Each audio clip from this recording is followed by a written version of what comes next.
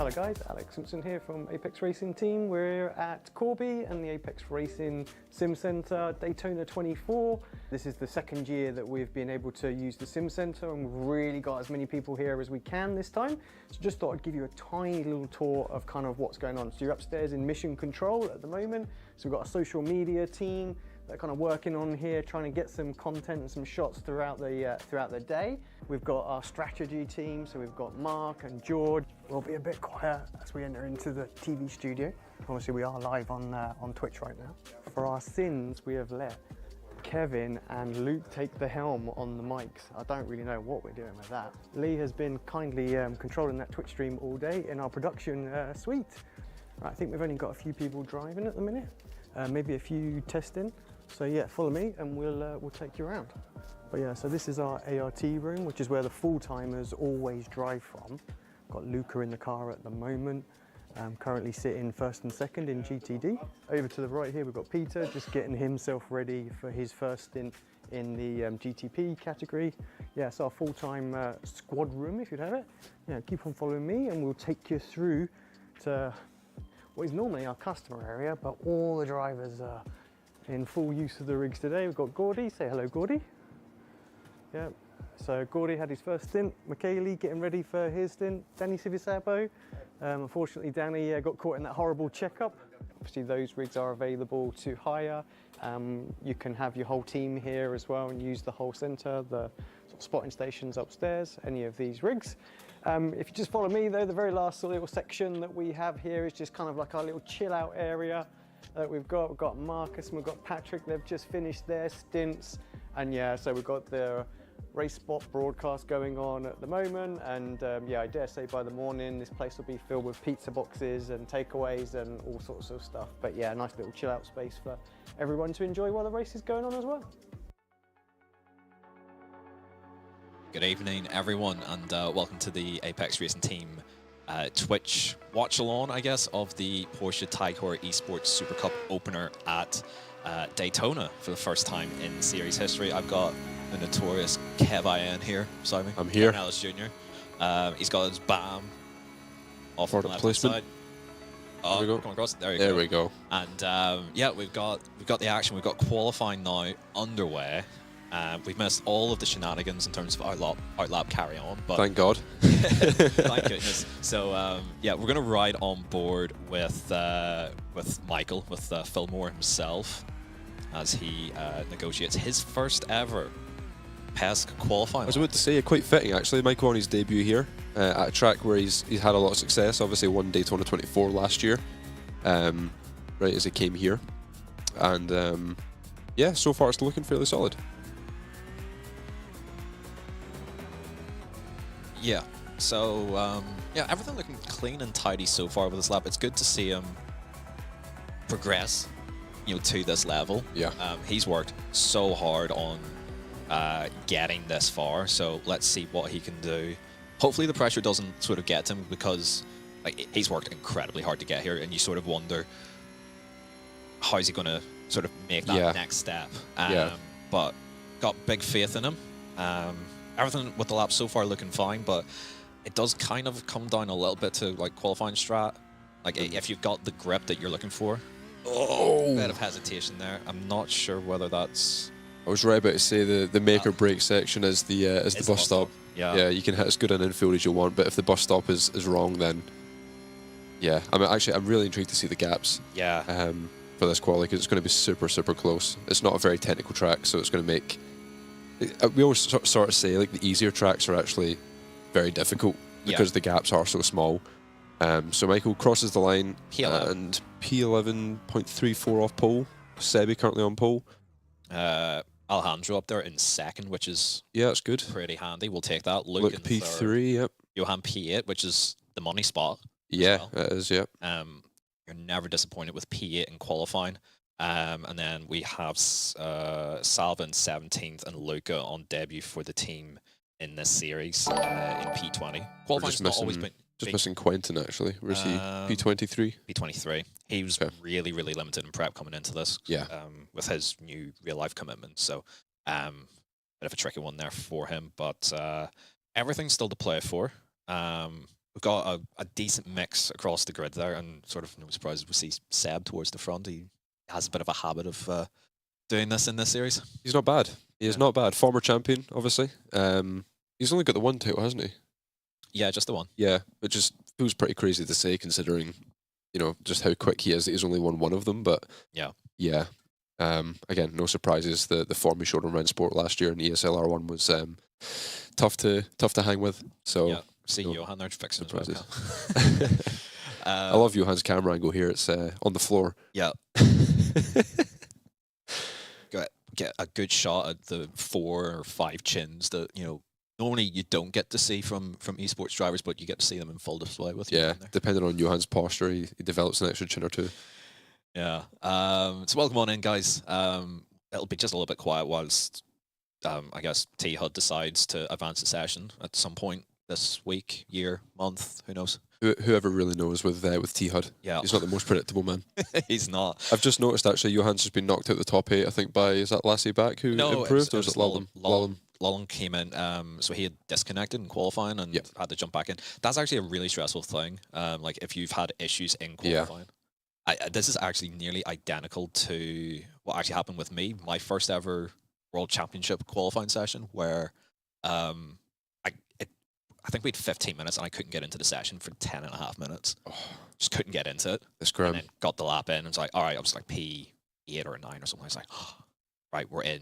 Yeah, it's so hard to like lock in and focus once you've had an issue like that. But also, I found that some of the pressure gets taken off. You've had you have something to overcome. So like, if it goes wrong, you almost have an excuse. And then, I find that just takes the pressure off. It's like, all right, well, I just got to go out there and just put something down. Just drive something.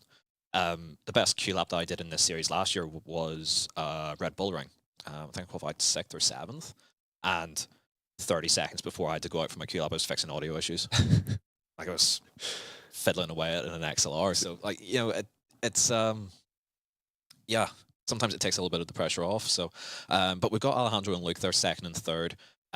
Hopefully they'll work together and try and find a way to dislodge Seb from P1. I think that's the plan, and at least then keep everyone else behind from making a move. Of course, there is the opportunity here to break away.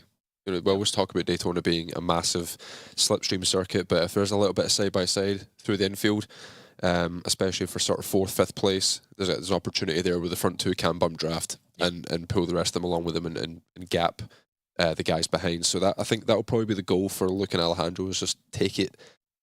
They've got 2 options, right? Either take it easy behind Seb and bank the points and take the reverse, or they say, let's group up, try and bump draft around the outside of Seb, get to 1-2, and try and win the sprint and get what we can there, and then try and push forward during the reverse. Having a quick look at Twitch chat there as well. See Stanley, welcome to the stream, mate. Kita is P21. P21, yeah. So not a good quality for Luca. He's had a mistake somewhere. Yeah. But it could be worse. Yeah, it could be worse. Luca was really poor in qualifying almost all season last season, and he always just sort of worked his way forward. Yeah. And then the couple of times where he did put it together, then he scored massive points. So I think Northlife was one of them, wasn't it? Yeah, Northlife was one. Yeah. He's so strong around there. It's crazy. I'm getting the word in my ear that Kev has gone loud. He's gone big. Yeah, it's always hard to like replicate how you're going to talk on the broadcast when you're just sort of sitting here. We're into the flow of it. We're in, Kev. Yeah, I'm warmed up now. Come on. Come on, says Stanley. Thanks for the good luck wishes, Tebow. I see Jesse as well asking, how many members do you have in the Apex Racing team? So, yeah, there's a lot. We are a big squad nowadays. We have 7 in this race alone. Correct, in the series out of the 30. So we have almost 33%, what, 30%-ish. Well, no, almost 25%. I'm not good at maths. 25%. 25% of the PESC grid is Apex cars. I think we've got Kev's quick maths is not strong. No, that's why we have strategists. Yeah. Because if it was up to me, we would finish last every race. I remember the one and only time I asked you for a fuel number and you couldn't give it to me, and I was not a happy man. I was not happy. Yeah, if I don't have a calculator, and sometimes if I do have a calculator, I still can't figure it out. So this race is getting in the way of my IMSA races, you dogs, says Pete. Yeah, sorry, mate. Sorry. Not much you can do about it. Just go in there and bust them up. Yeah, exactly. Just go in there and smack Luke over the back of the head and tell him to go for P1. Assert dominance. Yeah, exactly. Show him what you're made of. Yeah, that was the Q results, Mads, yeah. Yeah. Have we ticked over into the new session? No. Are we faffing? Like what's actually... What is the hold up? Is this going to be like a consistent thing? I think this is the awkward moment where we have to fill for iRacing's broadcast time. Yeah. Where they're going to be just doing the American thing of spamming adverts. Probably actually running some promos for other series that they're on and stuff, but... Oh, All Stars hasn't finished yet. Still going. Still going. Going to be a while. They got another 11 minutes? 11 minutes of their race left. Oh, the time planning has not gone well from iRacing's side. No. They have made a mistake there.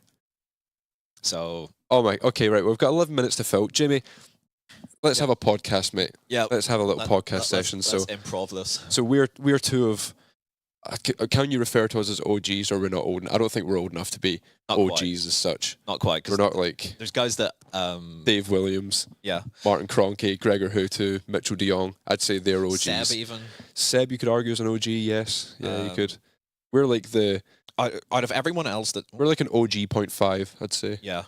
We were around like, what, 20... I've been on iRacing since 2014, but doing this pro stuff since 2016. Yeah. Pretty much the same as Kev. I think only Seb has been in a World Championship longer than you or I. It's crazy. Like, if you look at the list of drivers here... Has come in every after. Single one of them has come in after you and I started, besides one. Yeah. Like at a pro level, that is. Yeah, like it's crazy. Like I only just turned 26 yesterday, right? Yeah. 26 in the grand scheme of things. Thank you very much. Grand scheme of things, not very old. No. But I feel old in sim racing now. Like looking at this list of drivers, there's guys in the pro series now that are like 16 and stuff. There are children in here. Yeah, they're like literal minors in this series, and it's like the fact that they can get the results that they can. Yeah. When I was 16, I was not doing this at a pro level. You know, I was doing like IndyCar fixed and stuff like that. Well, I mean, when I was 16, I just started on iRacing. So I didn't start until I was 20.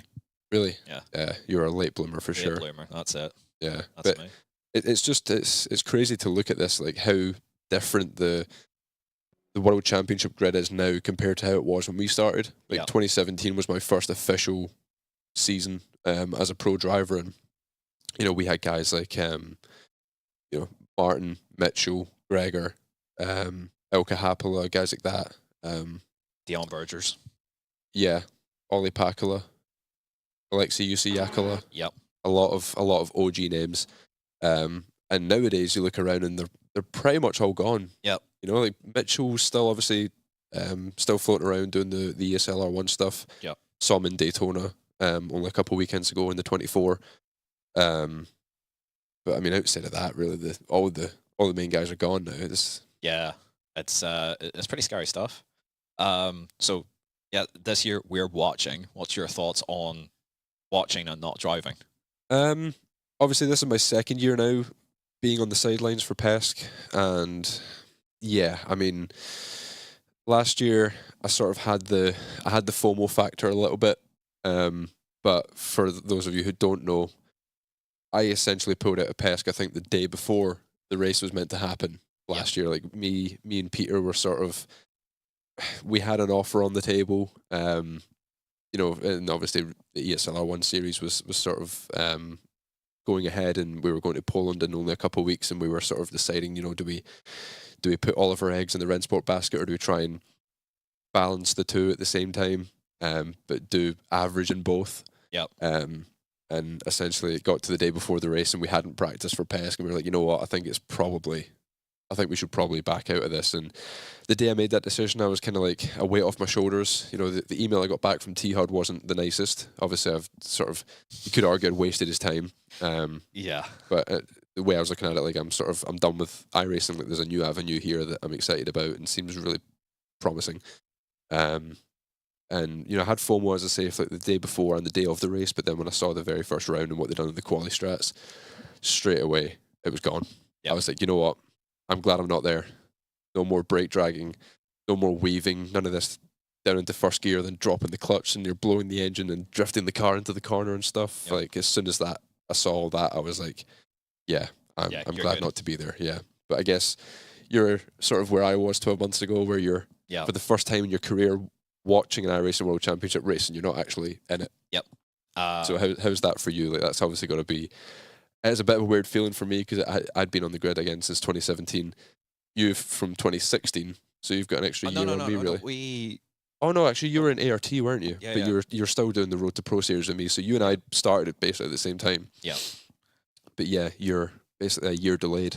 Yeah. Versus me. The FOMO's kicked in. Big time. Big time. Mainly because as of right now, like we don't have like a set schedule for like DSL stuff. We don't know exactly what's happening with that. So like if I'd held on to the license, I would definitely be showing up to this race. Yeah. I'd missed out by one spot. And it was gutted at the time about it, knowing that I wouldn't be qualifying in. Yeah. I wouldn't have had the capacity to do both the ESL and the PESC qualifying stuff at the same time and do well in both, because I didn't do well doing PESC and ESL last year. And that's which the decision that you made where you backed out. You know, I gave it a decent go, but I couldn't.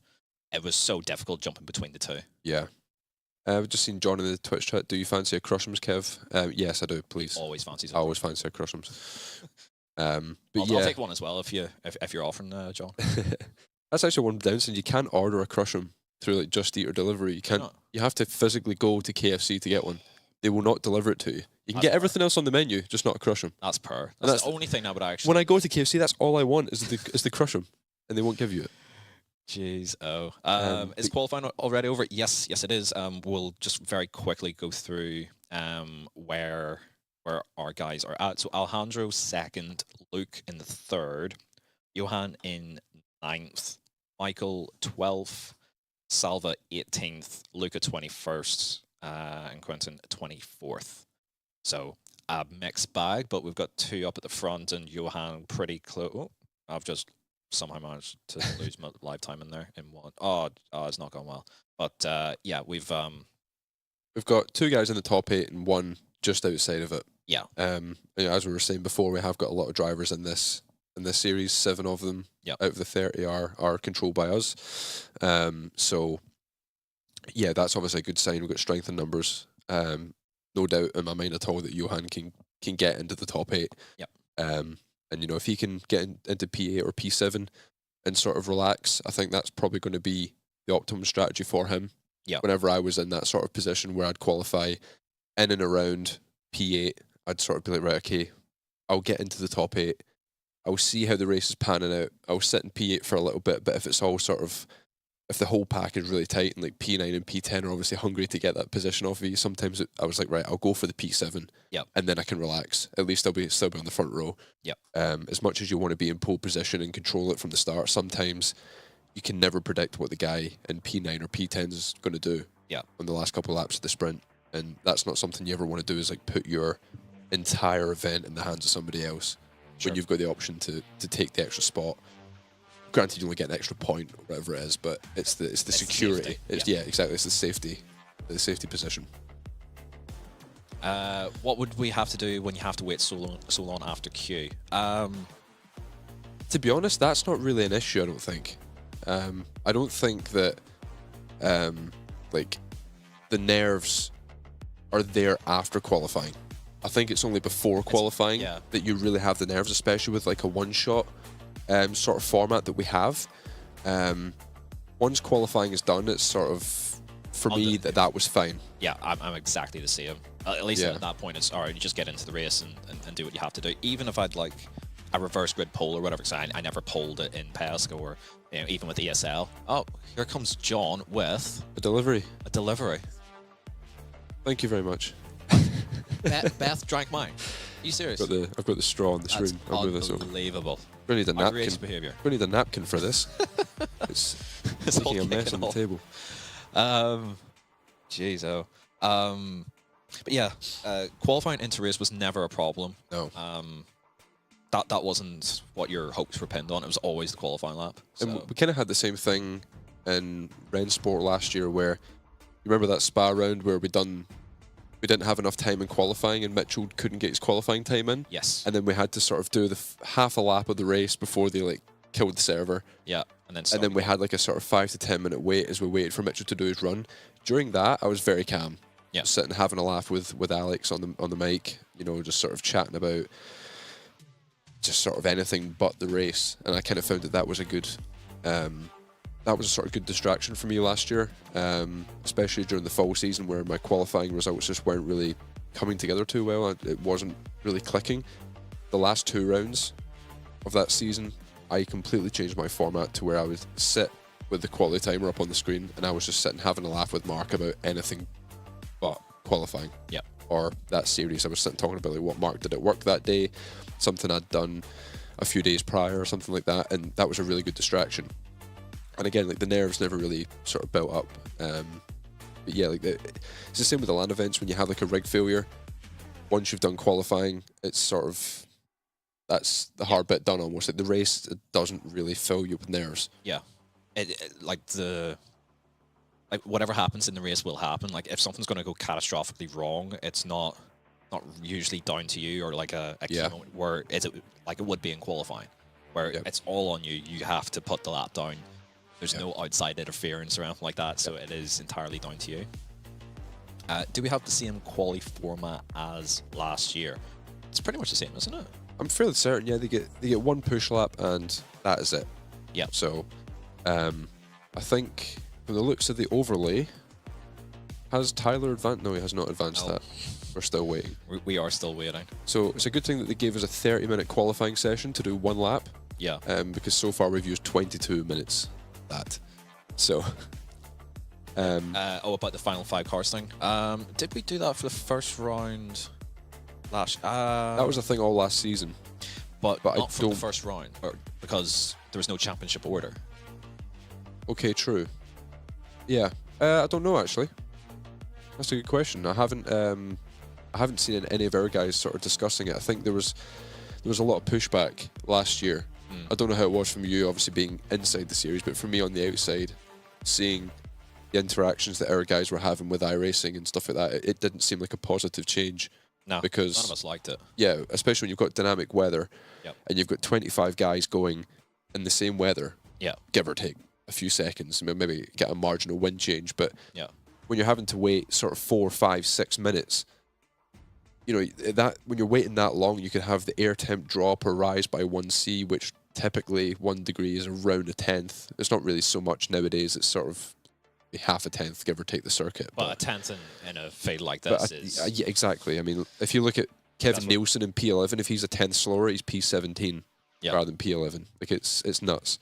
So I think there was a massive complaint where you'd see the top 5 guys in the championship and the quickest guy out of those 5 sometimes would go like P14 because the weather had gotten hotter. And I think the general trend throughout that season was the time of day in sim was always the same. It was always the same for most rounds, yeah. So qualifying, it always got warmer the longer the session went. So the 5 guys at the lead of the championship were always at a disadvantage compared to the other 25 who could all go at the same time.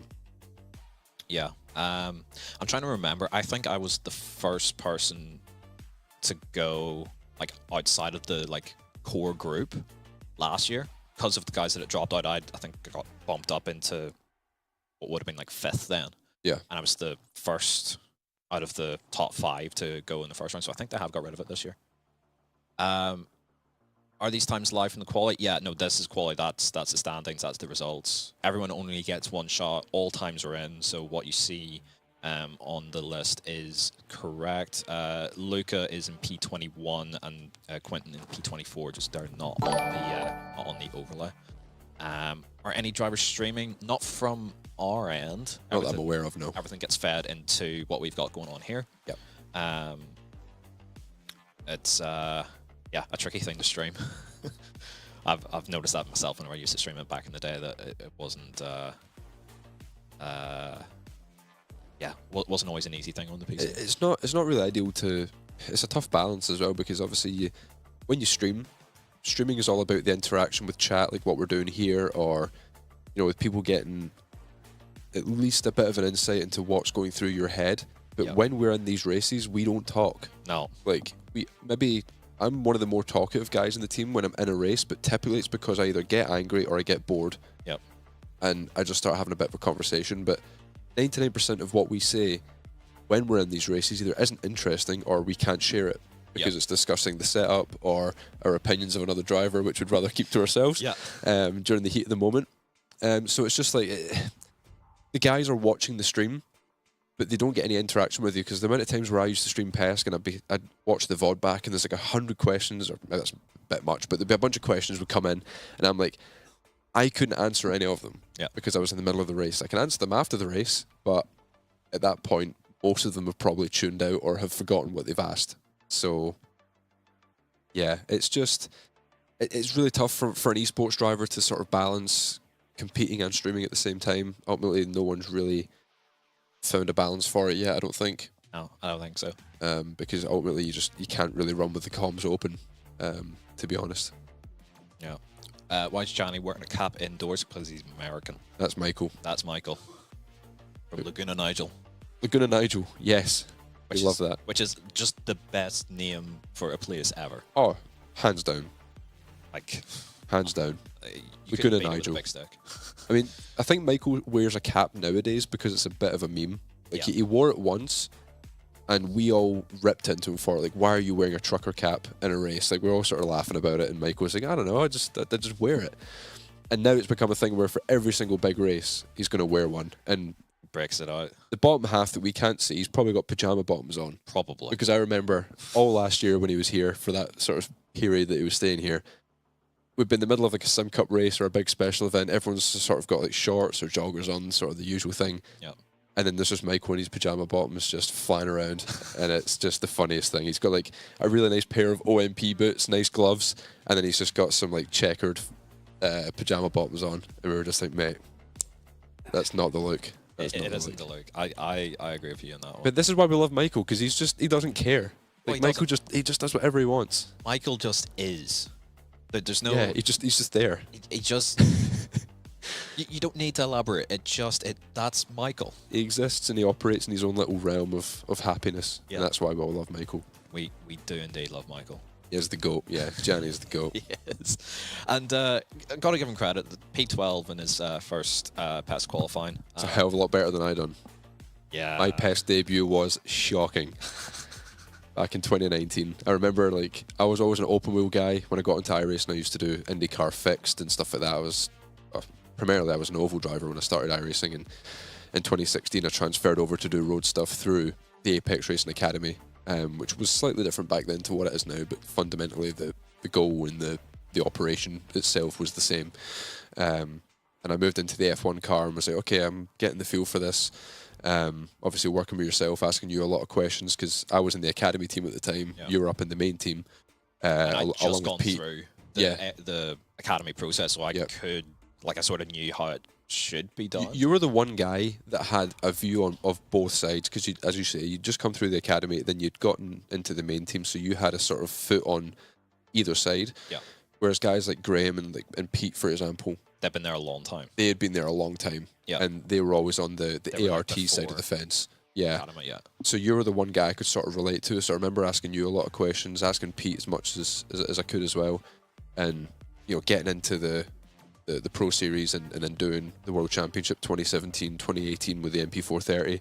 Then PESC was announced with this $100,000 prize pool, and I'm thinking, oh my God, like, this is the break that esports needed. Yeah.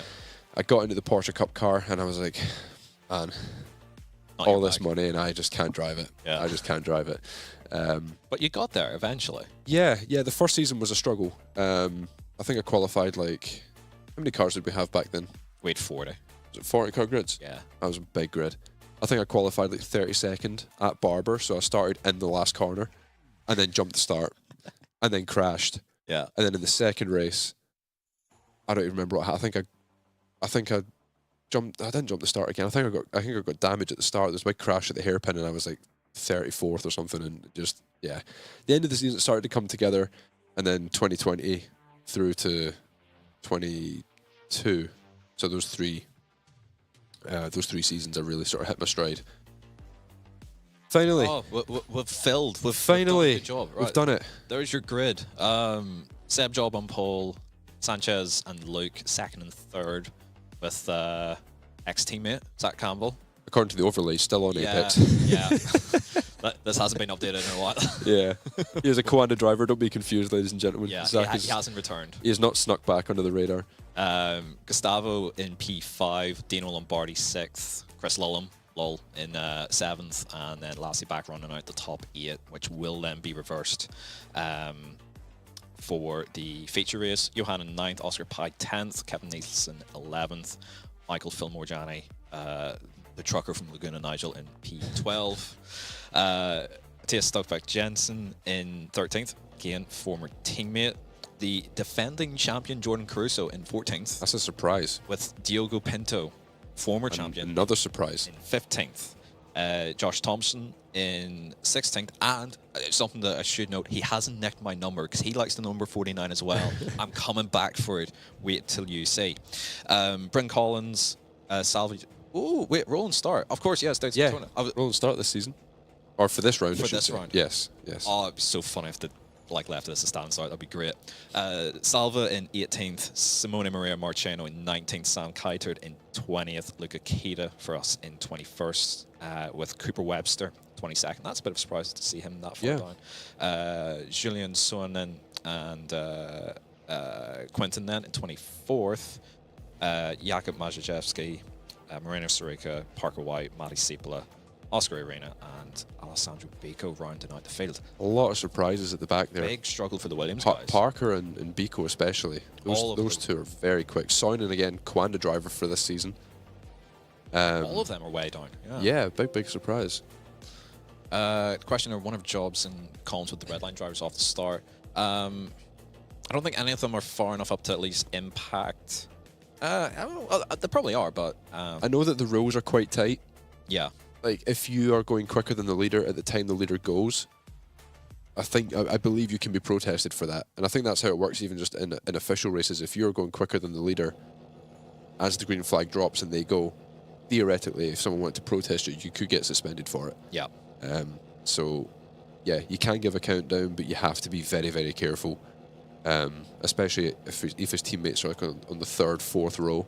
Yep. Typically, it all starts to kind of close up out before you get to the green. And as Seb goes, you could still be going a couple Ks quicker than him. And that could be enough to open you up to penalty. So, yeah, they need to be really, really careful with what they're doing. Yeah, everyone's going to try and get some temp into their tyres, or at least secure them ever so slightly before we get going here. Yeah, it should be quite interesting to see how this all pans out. Looking forward to it. Yeah, as I say, I think the strategy for Alejandro and Luke will probably be take it fairly easy on the first lap. I know Alejandro's not one to take it easy. No. But if I was in his shoes, I would take it easy on lap 1, see what happens behind. You never know if it could be an accident in P4, P5. It leaves you a massive gap where you're free of draft and then you're in a 2v1 with Seb. I don't really like the idea of pushing things early on lap 1 unless Alejandro was alone and Seb had like Cooper and Lullum around him, like teammates to work with. If you're in like a 1v2, 1v3, you've got to be aggressive, try and get to the front and control it yourself. Yep. Otherwise, you're just going to get ganged up on. Yep. But we have strength in numbers here. It's a 2v1 so far. Yeah. His nearest teammate. teammate. Coordinate it slightly because Gustavo's his teammate, right? Yeah, yeah. Yeah, so Gustavo in P5 could be a threat. But anyway, pace car is off. Seb goes really basically early. Instantly, yep. And leaves our guys side by side, which is going to be a bit tricky for T1. Yeah. He's absolutely bolted like immediately. I wonder if they have like a start zone for this round. We haven't seen the like briefing to double check it. But I don't believe they do. I was asking them about this. But our guys need to be careful because if they go side by side for too long, there we go. They've sorted that out. That could be enough to lose draft.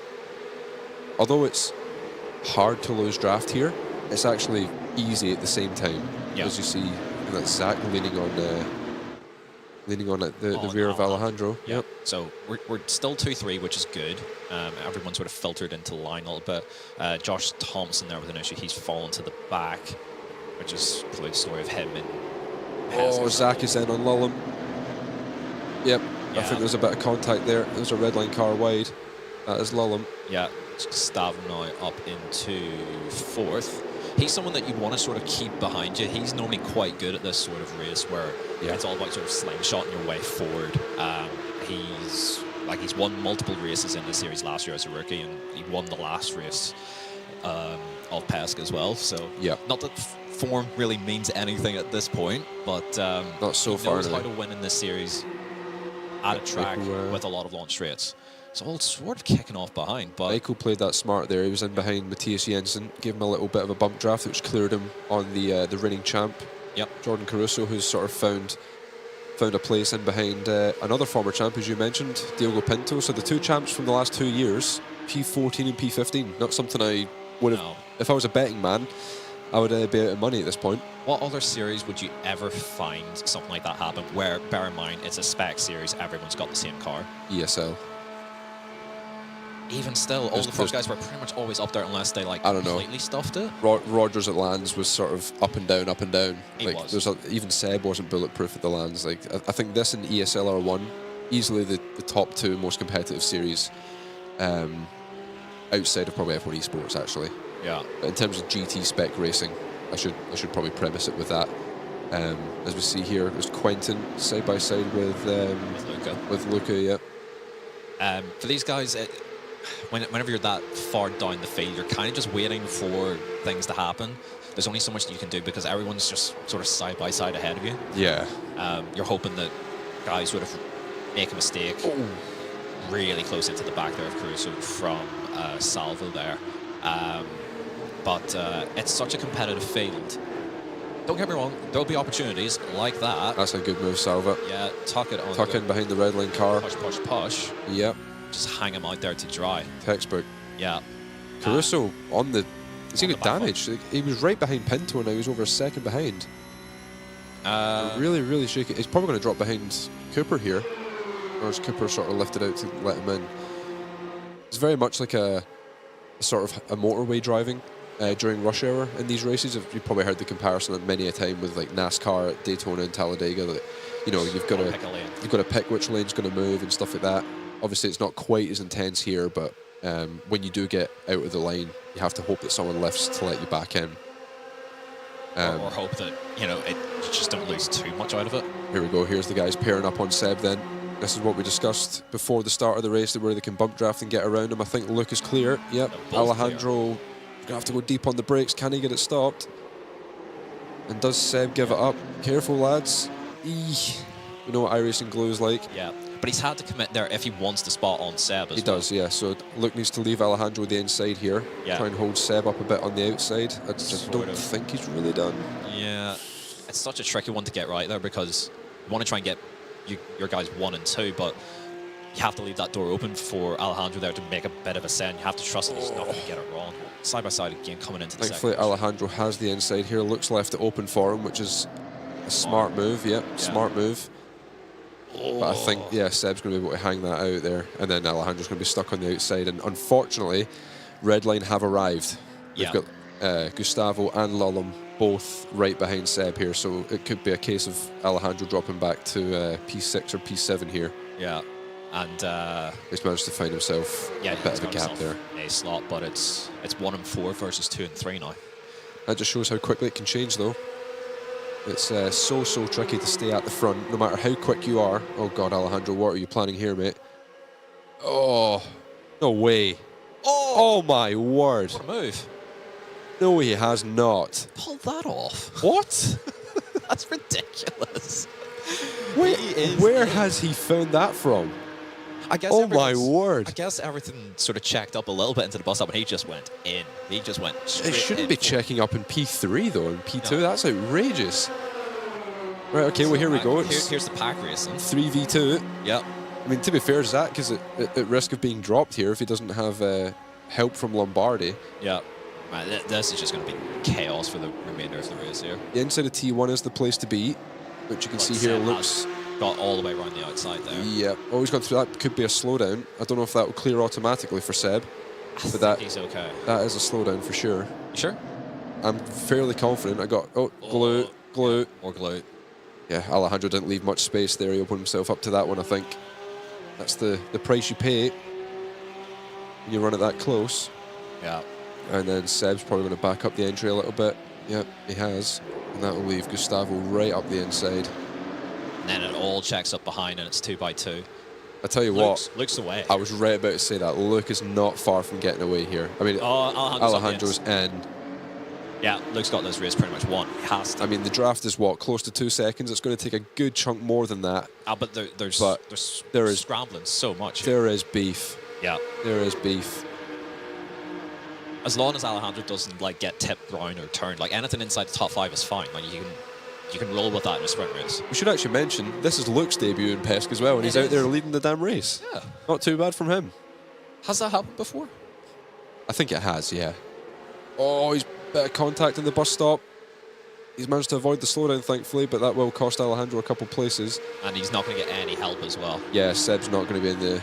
Oh, Gustavo? Yeah, no, Gustavo's yeah, here you go. Here's Redline moving up to help him, which is understandable. Well, let's see if Zach helps as well. I think Zach will help. Yeah, Luke's now pretty much gone. Like, there's no way that these guys aren't going to lose chunks of time in the infield again. Yeah, I don't think so. And obviously, I mean, look how much they've gained already. Yeah. They get 3 tenths on the oval. Yeah. The bump. Jeez, late defense. Oh my! Look at it all stacking up as well. These guys back here, like P10, P12, are really going to be in the mix. Johan's got Johan is absolutely hauled. Where did he come from? I sort of forgot Johan was on the verge of the top 8. Now he's oh, big shunt behind. That's. I think Michael's in that. No, Quentin's in it. Quentin's in it. No.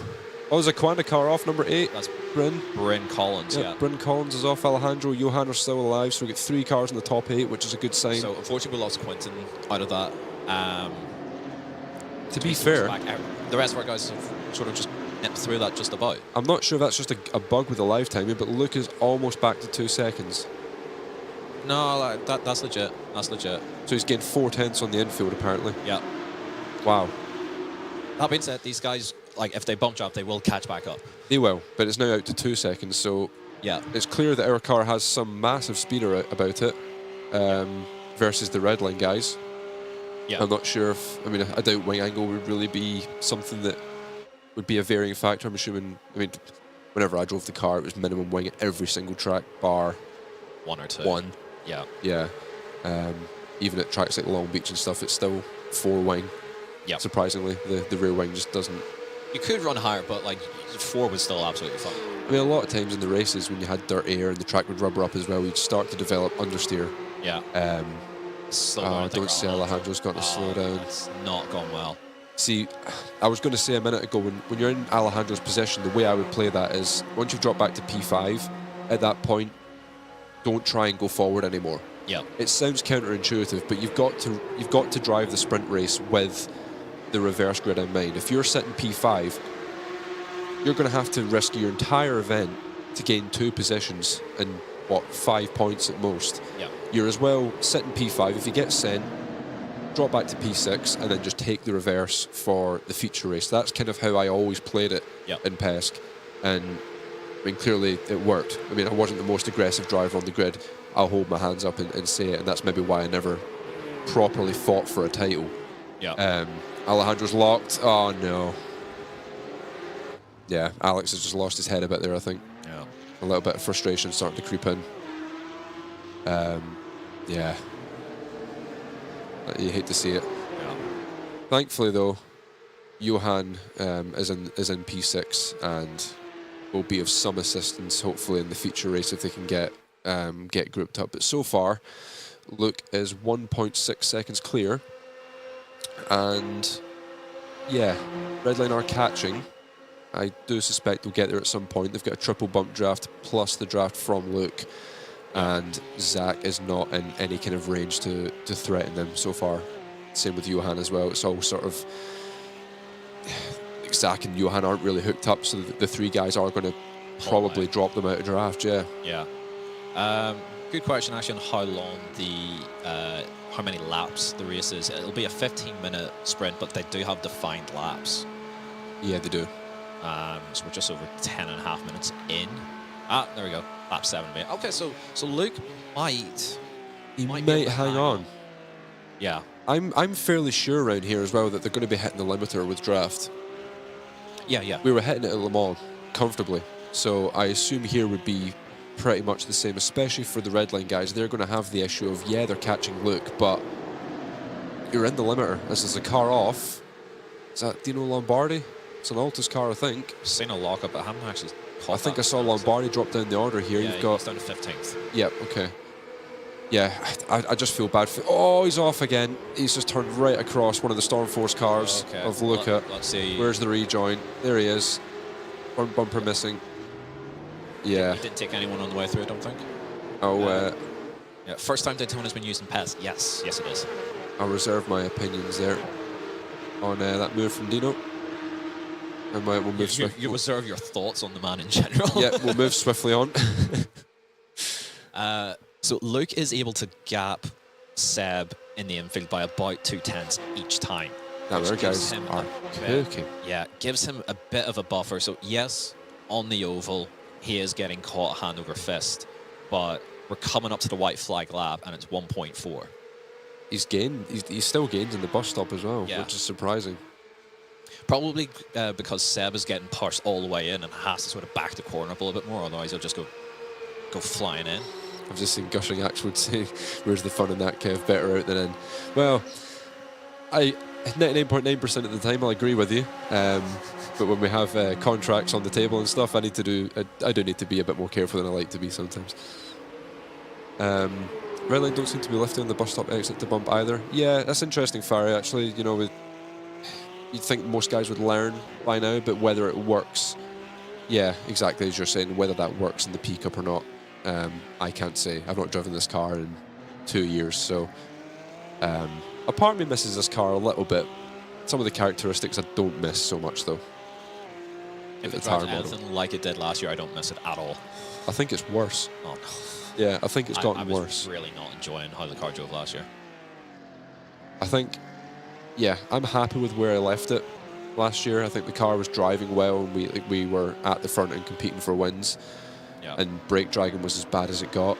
Okay, gap is 1 second now coming onto the oval. I think that's enough. I don't think Redline are going to get there. I really don't. Yeah, I think they're catching maybe 4/10 a lap with triple bump draft. If Luke hangs on here, that is an incredible job, especially considering he's operating at 1 FPS. Luke operates at 1 FPS anyway, though. I was right. Yeah, he does. He does. Since he's come here, I can confirm Luke operates in 1 FPS in life in general. That the camera's not lagging. That is just how he operates as a person. Yeah, he's got this covered. He's absolutely smashed. I mean, the Redline guys are coming at him hand over fist, but he's got time and he's got a gap to the line. Here we go. What a start to the season, and what a debut for Mr. McKeown. He is your sprint race winner here at Daytona. Let's go. Johan in P6. Great job from him just to sort of stay calm and sort of take the race as it comes, get himself into the top 8. That's the most important thing.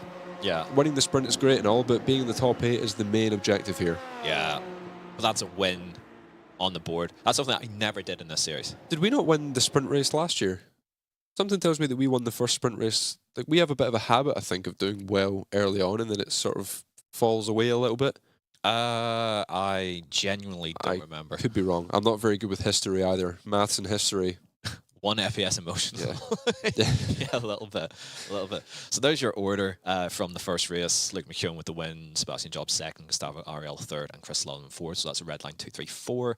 Zach Campbell in P5, head of our own Johan Harth in sixth, with Matthias Stockbeck seventh, and Oscar Pye will reverse grid onto pole position for the feature. He's also a debutant in the series. Diogo Pinto not quite making it all the way up there into ninth. And I've lost where we're at. Thank you. Nielsen ahead of Michael, then Keitert, Caruso, Salva, Luca. Luca's sort of working his way up to 15th, which is serviceable. You can work with that. From there in the feature. Lastly back, Alessandro Bico from the back of the grid, Jakub Maszyczewski. Alejandro sadly down in 19th after, a rough race, it has to be said. Yeah. Oscar Arena in 20th, head of Moreno Sirica, Simone Maria Marciano, Matti Sipala, Parker White, Dino Lombardi, Josh Thompson, Julian Suonen. Quinton got caught up in that mess sort of out of T1, sort of halfway through the race. Down in 28th, head of Cooper Webster and Bryn Collins, who, pair of them, did not finish the race. I'd be interested to try and have a look back at what happened on the exit to T1 in that lap, because it is a really common place for accidents to happen, although it's technically a straight. Yeah. It funnels in so much because you're coming from the start-finish straight where there's a lot of draft, a lot of overtaking. A lot of 2, 3, maybe 4 wide action. Exactly, and then yeah. It just pinches in at some And then, point. yeah, T1 as well, like if you're on the inside, it's nice and flat. You can get the car turned if you're on the outside. There's that sort of seam that runs around the middle of the track. That makes life really difficult. If half your car's over the seam, it will want to snap loose on you. And you've got guys who are on the inside getting a run on you. And as Jamie says, yeah, 2, 3 wide. It all just sort of funnels in together. You've got a wall on the left-hand side that you've got to avoid, and then it sort of opens back out again as you come in towards T3, the first horseshoe, which really does open up, again, overtaking opportunities. But yeah, you'd be amazed during the 24 how many close calls we had. That and the bus stop were the two scariest sections, was the exit of turn 1 and the entry of the bus stop. Are we allowed to show replays, or is this one of the teams can only show their POV? I think we need to be quite careful on what we're doing here. Okay. Okay, and then with our software, yeah, because the session's rolled over, we can't wind it back without things going a bit haywire. So thanks, iRacing. Yeah, appreciate it. That camera there. Yeah. So again, we'll just play it safe. We sort of caught most of it, just didn't really see exactly what happened to Quentin there, but yeah, unfortunate for him. But the feature race double in length, so it'll be 14 laps. Plenty still to happen. And double in points. Double in points as well. Yeah, long way to go on this. So the guys are back out for, I believe it's a 5-minute practice session. Yep. What it always used to be. And I almost as a rule, never went out. I practiced my starts, and that was it. I never I never went out and did a lap. Interesting. Because I was never going to get a representative feel for it anyway, unless I was starting on pole, in which case I might. Yeah. But otherwise, you're surrounded by all the cars. It's all about just sort of getting into a rhythm, or like settling into some sort of groove with everyone around you on that opening lap. So all I did was practice my starts and just make sure that they were dialed in. I never turned a like competitive lap in the practice between the two races. I'm very much the opposite. Like during an event, I like to sort of be driving as much as possible, because sometimes if you just sort of sit and do nothing, you can sort of get in your own head a little bit. I never worried about that. For me, sometimes that would be a bit of an issue where I'd just start to overthink for no reason. Like I'd start overthinking the start process, and I'm like, I'd catch myself doing it. Like, why are you questioning this? Like, you've done 100 of them, and you've never had a bad one. Why are you questioning it now? So I used to just sort of go out on track. Sometimes I'd sit at the end of pit lane if it's a track where, you know, there's a lot of draft. I would wait around for sort of 5, 6 guys who just happened to be leaving at the same time, and try and sort of group in with them, so that, you know, although it's only, you're only going to get like a lap and a half, 2 laps, it was just something to, 1, keep my mind off it, off of just thinking, and then 2, it was also just a case of getting a little bit of a feel for losing your break points, getting a little bit of dirt air and stuff. Although we've practiced it all in testing, it still doesn't hurt just to get yourself in that mindset of, I'm going to be in dirt air, so let's drive in dirt air, sort of thing. I was the complete opposite. I sat and looked at the incidents from the first race and just, that happened. Which for me was taking my mind off, right, I've got, you know, it allowed me to not get in my own head. Yeah. You know, trying to get, like, I would double check my start, make sure light points and everything were fine, and as soon as I had one good start, all right, I'm good. All right, we'll take a look at what happened in that first race. I kind of like just to see what was going on. I wanted to know what happened rather than, you know, sort of get too absorbed in what I was doing. So let's have a look at the starting grid then. For the feature race, we have Oscar Pye on pole with Matthias Stockbeck Jensen in P2. Johan in P3, he'll be happy with that. Can definitely work from there if going off the sprint race, anything to go by, which of course is where Luke started, if we remember back to that. So exactly, yeah. Lucky number 3, hopefully, for Johan. Zach in P4 with Chris Lullum, Gustavo Ariel, and Sebastian Job with the 3 red line cars, P5, 6, and 7, with Luke, of course, the sprint race winner in P8. He'll have a bit red of line car behind him as well in P2 and P9. Good mention, yeah. Actually, he of course started down in, what was it, 16th, 15th place, somewhere around there. I think it's 15th, yeah. Got himself to P9 after that accident. Kevin Nielsen rounds out the top 10 with Michael Fillmore Gianni in P11, everyone's fan favourite, and then Sam Coiter in P12. Reigning champion Jordan Caruso in the #1 car, only P13 unfortunately. He seemed to have some struggles in the sprint. Salva, again, bit of a struggle in qualifying, P14 with teammate Luka Kita in 15th. Lassie back, Biko, Jakub Mashiuski, Alejandro Sanchez after his issues, and Oscar Rini round out the top 20. Moreno, Sirica, Simone Marcheno, Matti Cipolla, Parker White, Lombardi, Josh Thompson, Julian Soinen, Quentin Vialat, Cooper Webster and Bryn Collins will round out the back of the field as we see the guys working their way through the formation lap now behind the safety car. Working their tyres as well. Whether that does anything or not, I don't know. Is that just a nerve thing or does it actually do something nowadays? I would say it probably does something. How much of something, I don't know, but if you've got slightly better tyres or slightly better whatever going into the opening lap here. I know what's going on. Notice how it's all the guys on the bottom lane doing it. Yeah. Yeah, that's not a coincidence. Yeah. So if you're starting on the outside, it's game over. Yeah. Like, you're already going to be at a 2/10 lap disadvantage. Okay, we won't go on about that. iRacing's perfect. 3.14 for, says Pete. Yep, Oscar 3.14 is on pole, and he buries it almost instantly. Someone in the back has got a slow start. You can see the 3 wide already, but up at the front, Oscar 3.14 is gone. As Johan, great start, looking at P2 already. He's in. Drive it in deep, that's it. He's got the inside and he's clear. Good start. Exactly what he wants, and side by side behind. So hopefully he can sort of keep them side by side. Look at how bad T1 is. Matthias Jensen on the outside. Oh, where's he going, mate? Oh my God. Oh, yeah, well done, Matthias. Yep. Okay, thanks, mate. Yeah, that's caused issues behind. I think Luke got caught on Oh, that. goodness. This guy. Jeez, oh. I'll bite my tongue. What is he doing? Luke's lost a couple of spots there. He's behind Salva now, who is up 5 already. Wow. Up to P9. So, Important thing for Luke here is no damage. That's the big thing. yeah. If the car's clean, we've got, I can't really read with the yellow text. Is that Sanchez in P12 already? No, that's 19. Who's in P12? P12's Michael. Oh, big Fillmore, of course.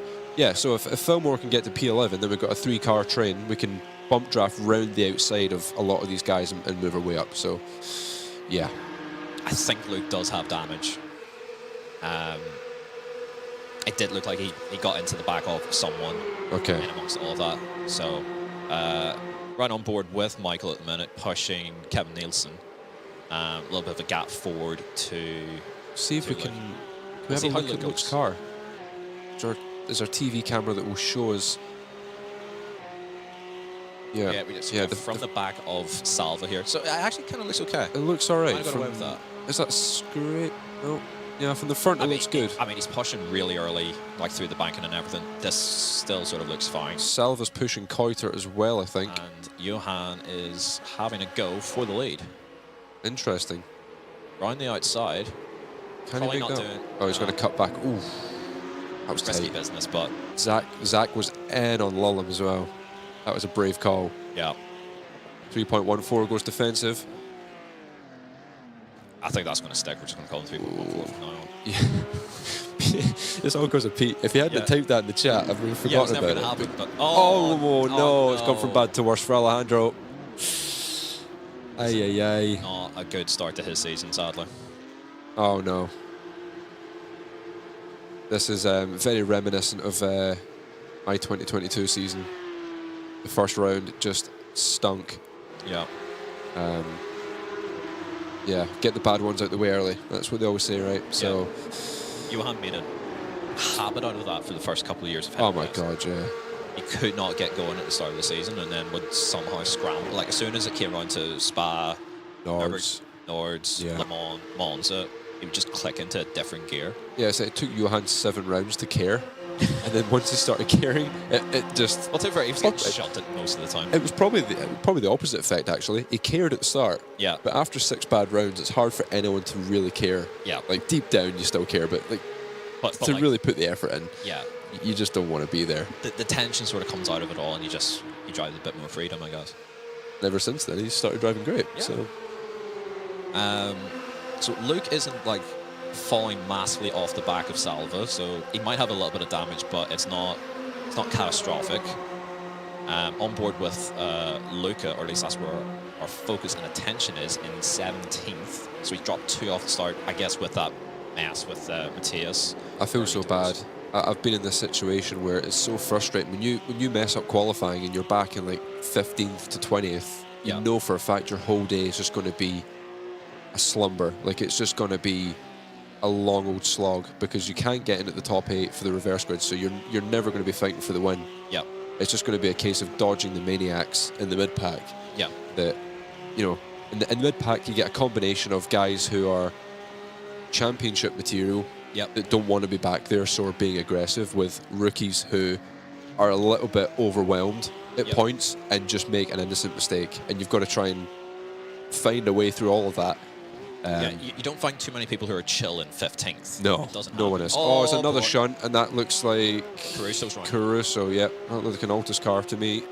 Through that smoke. Fly down the standing, so that's the number 1 down to P26. Another one whose bad day has just gone a hell of a lot worse. Yeah. Yeah, he's going to have one heck of a season to come back from that already. I know it's... nobody wins this series with a poor start to the season. It doesn't happen. You always have to get off on the right foot, and then you sort of manage and maintain the gap, and then start taking fewer and fewer risks as the season goes. And this is where guys like Zach have always been really strong. They've never won the championship, but they're always... Yeah. He's always smart with this kind of racing. Zach's one of those guys who's very experienced with oval racing and road. Yeah. And I do think that there's a lot of things you can learn in oval racing that, you know, for me, a lot of stuff that I implemented in PESC worked on oval. As we see Johan into P1 thanks to the help of Chris Lollum, who also cleared 3.14 on the outside as well. Did indeed. And so did Seb. So all of a sudden, on one hand, yay, Johan's first. On the other hand, never my mind. goodness, who is that? 3.14. 3.14 is in. Oh my goodness. Let's go. And just like that, we're 8/10ths clear. Yeah. Okay. Johan's working with his French brother on that one. What an outrageous send, The mate. Christmas card is in the post. Oh my God, he sent that with a first-class send. That was fantastic. All right, Johan has to try and run here. Whether he'll be given the opportunity to, I don't know. Redline are almost hooked. Well, they've got 2 guys hooked up. Well, it's brought the whole pack together now. Yeah. Like, Salva and Luke are now on the tail of this. Yeah, Michael's not far back either. Is he just sort of hanging on at the end of this train? Or has he got a bit of a gap to do with he's 1 second back, sorry. Okay, yeah. It's quite hard to read with the yellow on white, but yeah. Michael's on one of them really just crappy spots where... If he gets help, he'll get there, though. Yeah, but relying on someone in PESC to actually help you and not harm you is really, really tricky. But like in a situation where so it's Beko behind Michael, he should push because Beko shouldn't be settling for P12 in this race. Exactly, yeah. He should be looking, all right, if we can work together, we'll get up there, and then I'll dispatch. You'd be amazed. You'd be amazed at what some of these guys... Well, what doesn't go through their head, I should say. Yeah. I know that Nord's... thing at like Le Mans and Monza where, all right, no, like we work together, we'll catch whoever's bolted clear, and you know, then we'll scrap, then we'll fire each other off the road or whatever. But like, give me a shot at the win first. Yeah, it's just some of the stuff you see in this series just beggars belief at times. Yeah. Luis in chat, time for France to work together. Yeah. Yeah, whatever they do, don't wave the white flag already. Only lap 5. It's red line 3, 4, and 5 now. Pinto has worked his way up into 5th ahead of Zach. Yeah, that's not good. There's our ups and downs over the course of the race so far for the top 20. Johan up to... Let's not forget Keutert's red line as well, isn't he? Oh yeah, that's right. Yeah. So they've got 4 guys in the top 7. Gustavo and P8. Oh yeah. Right. Okay. Yeah, we're up against it here. Yeah. We need Salva and Luke to get on the chef's hats and make some moves. We need 3.14 to, you know, just be a shield really at this point. We need some VRS friendly help here from Coanda. I think we need Zach to do what he can as well. But yeah, we're definitely whether up he against gets that it. or not, given the fact that Johan just clean went around the outside. All right. Yeah. There's the push there. I mean, this is what I said earlier though. Like in Johan's position here now, it's one of the worst positions to be in. Like, although you're leading the race, this isn't a circuit where you can just pull away on raw pace or keep them at arm's length with dirt air. No. This is one where you have to just accept that you're going to get lobbed constantly. So let's see. So you have to... That's a massive shove. That is a massive shove. Yeah. But Everyone's you've got to be aggressive to keep it in front. Yeah. Like into turn 1 here, although Oscar's helping him on the straights, Johan still has to go defensive into T1 here. Yeah. You can't just take the normal line because sometimes guys will take that as an opportunity just to lob you and catch you by surprise. And as you can see, yeah, Johan takes that slightly tighter line on the way in, which does work out quite nicely.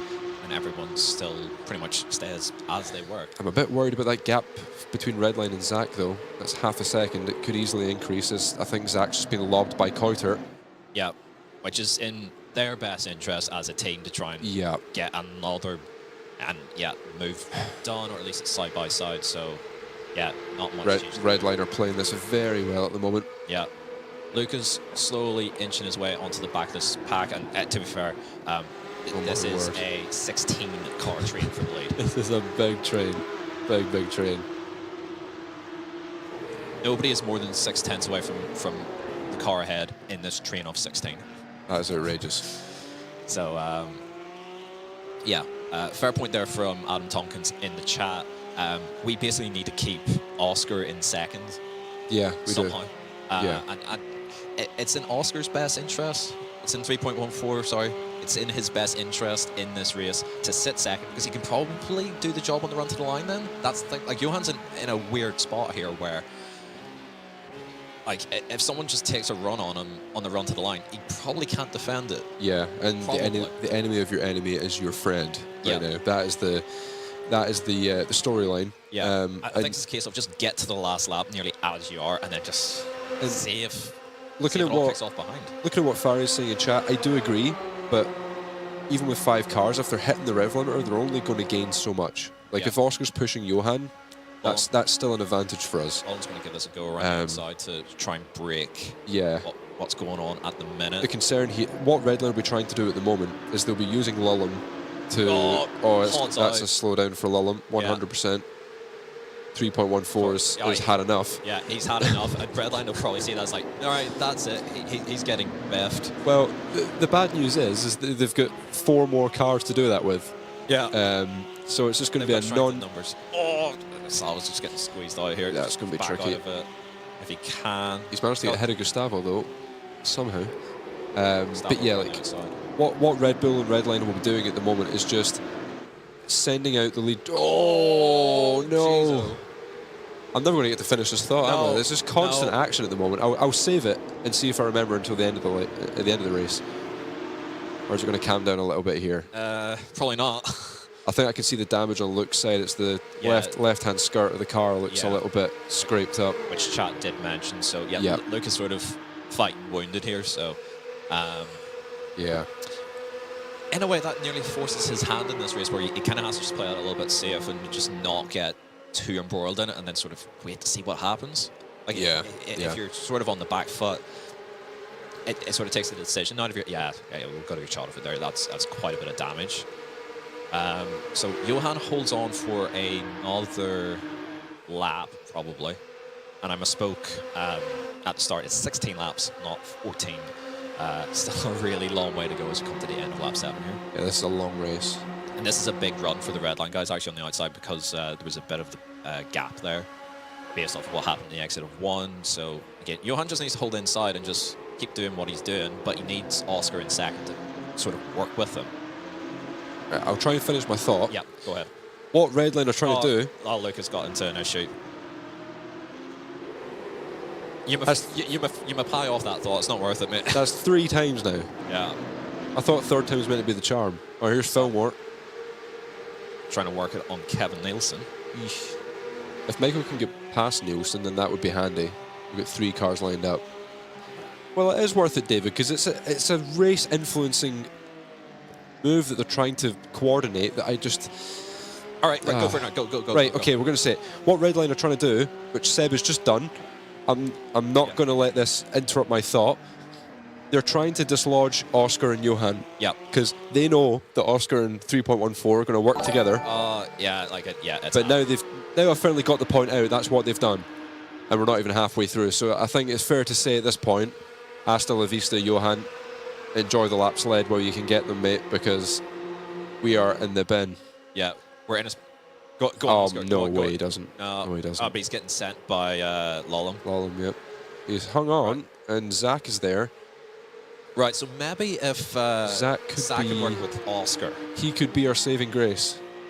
Didn't think we'd ever say that again. No, I did not. I did not. Am I the only one who's really stressed watching this? It's fine whenever you're driving. It's okay. Like, in the moment, you're just, like, the adrenaline's pumping and you're just going for it. But watching is torture. To be fair, I'm loving it. Because I don't have to do this anymore. But I want him to win. It's great. It's looking quite difficult. I mean, I'd be more stressed if it was... it's Seb's. If it was a real race. Yeah. This is just, like, a bit... Right. I can't really take this seriously. Yeah. I can't take this seriously. Daytona's good for the 24, but for a sprint race, it's a joke. Yeah. Like, why this track is on the schedule, I don't understand. Content in it. Look at the entire schedule is just content. It's a meme. Like, that's another reason I'm glad I'm not here. I'm going to go on a bit of a rant in a minute, but that's why I'm glad I'm not here. I looked at the schedule Media Day race vibes, and was just fed up. I was like, thank God I'm not in that, because this schedule is atrocious. All right, yeah. The question is, would you let Job go and try and sit behind, or even no? Like you've got to try and just get the track possession back. Yeah, as I said earlier, if you're in a 1v4, 1v3, even a 1v2, you have to keep yourself at the front. As soon as you drop behind the lead two. Yeah. If you're in a 1v2 and the two guys get ahead of you, the second place guy is just going to be deployed to hold you up, and the lead guy will break draft or get to a gap that you can't close. What's happening here now is that with the position that Johan is in, like, he's not going to get help from Lullum behind here. Yeah, like if he had to win the race at this point, it's game over. Yeah. Granted, it's round one. Like, bank your points. Like a P4 and a P7 is like, or P8 is fine.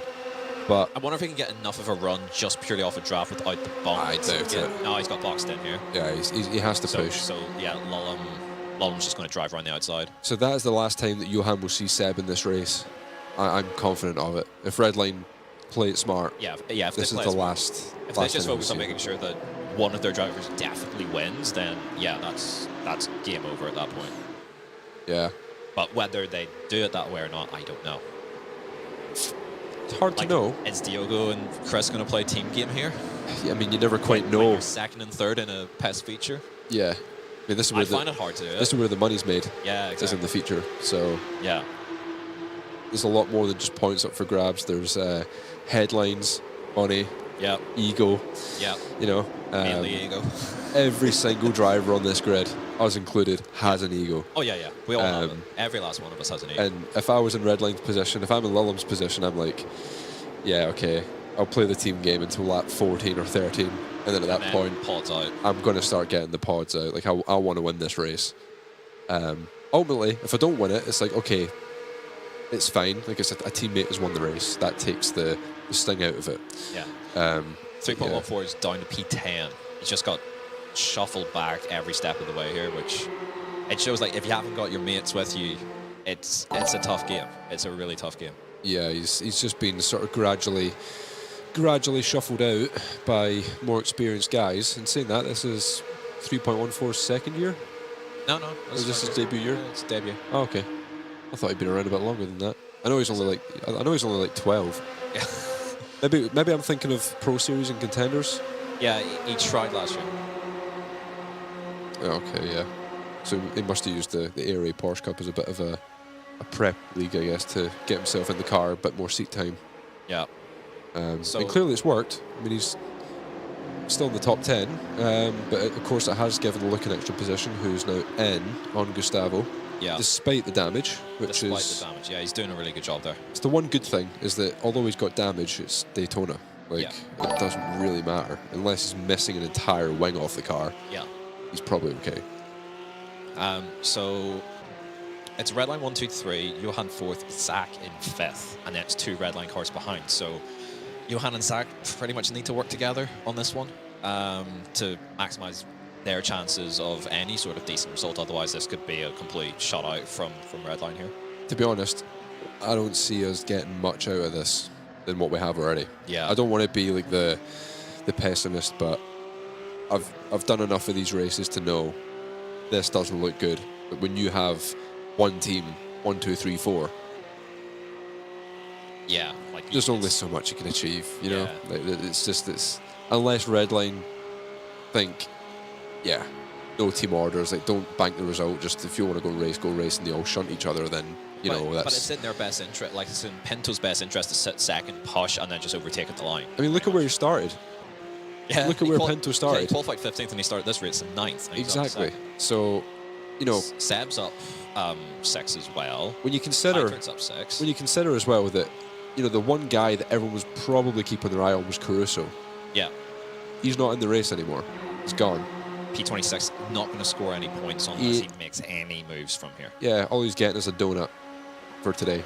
Yeah. So, yeah, this strat from Johan. He gets crumbs from the sprint, and that's it. Exactly, yeah. He gets a handful of points. He'll be outside the top 20 in terms of points by the end of the day. But of course, for Pinto, he's obviously going to be well aware that Seb is. Zach is on the inside. But Pinto's going to be well aware that Seb is going to probably be the guy to beat this season. Yeah. And he's already lost points in the sprint too.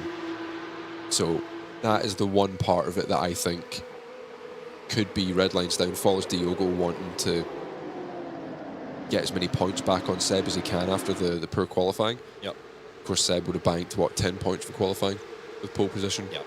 So, and that's nothing to sniff at either. Like, over the course of the season, if you're getting top 5s regularly, that's a good chunk of points. It does build up. So, yeah, he'll have that in the back of his mind. He'll know that where he's sitting right now is that he's lost points to Seb at every single opportunity so far. And although it's only round 1, with how quick and consistent Seb is, it's not going to be easy to overturn that. Yes, less time to do stuff. Yeah. No longer 10, where you could sort of ease your way into the season there. Yeah.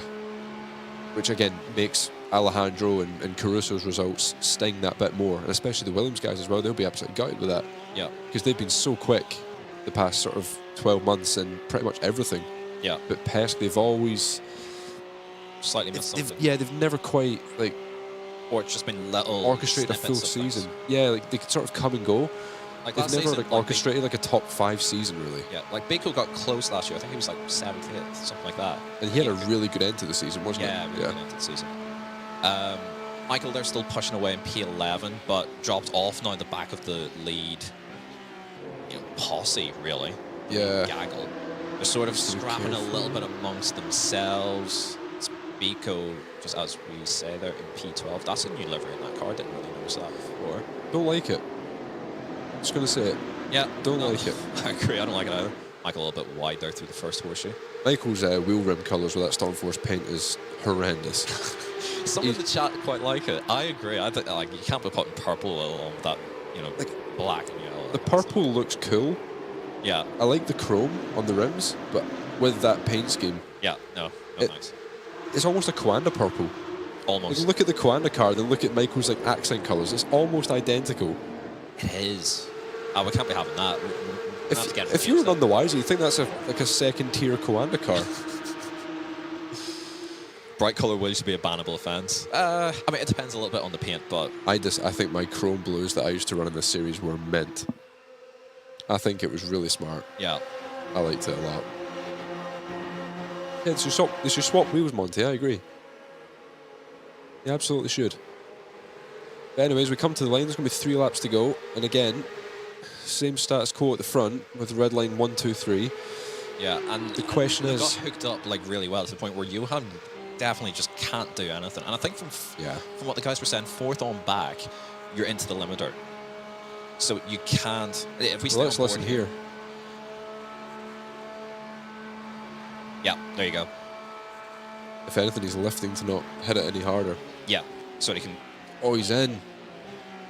All that he can really do in this spot is just put these guys under pressure, just make them do something silly, just fill their mirrors. I mean, guys generally don't make mistakes at this sort of level, but you got to try something. Problem is, as soon as you try one thing, like the other 2 will just gang up on you immediately. Yeah. And let the third guy sort of get back into it. He's on a hiding to nothing here.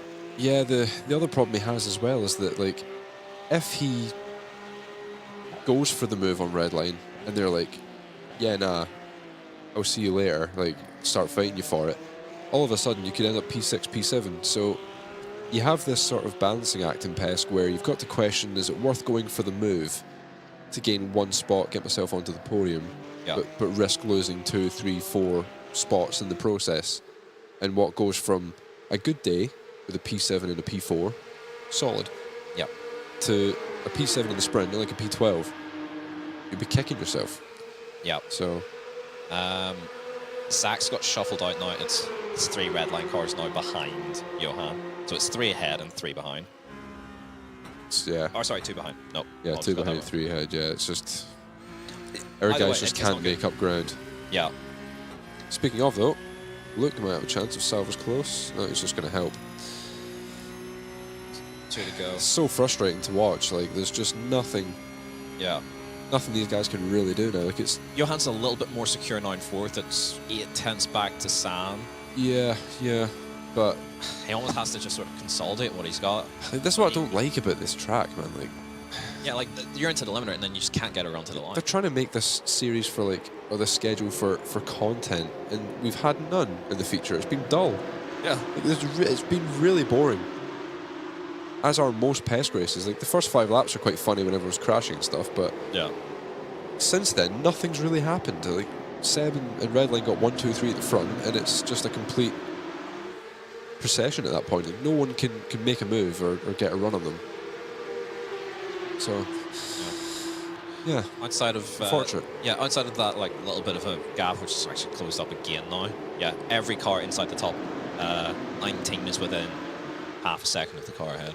Yeah, But people can't really make moves.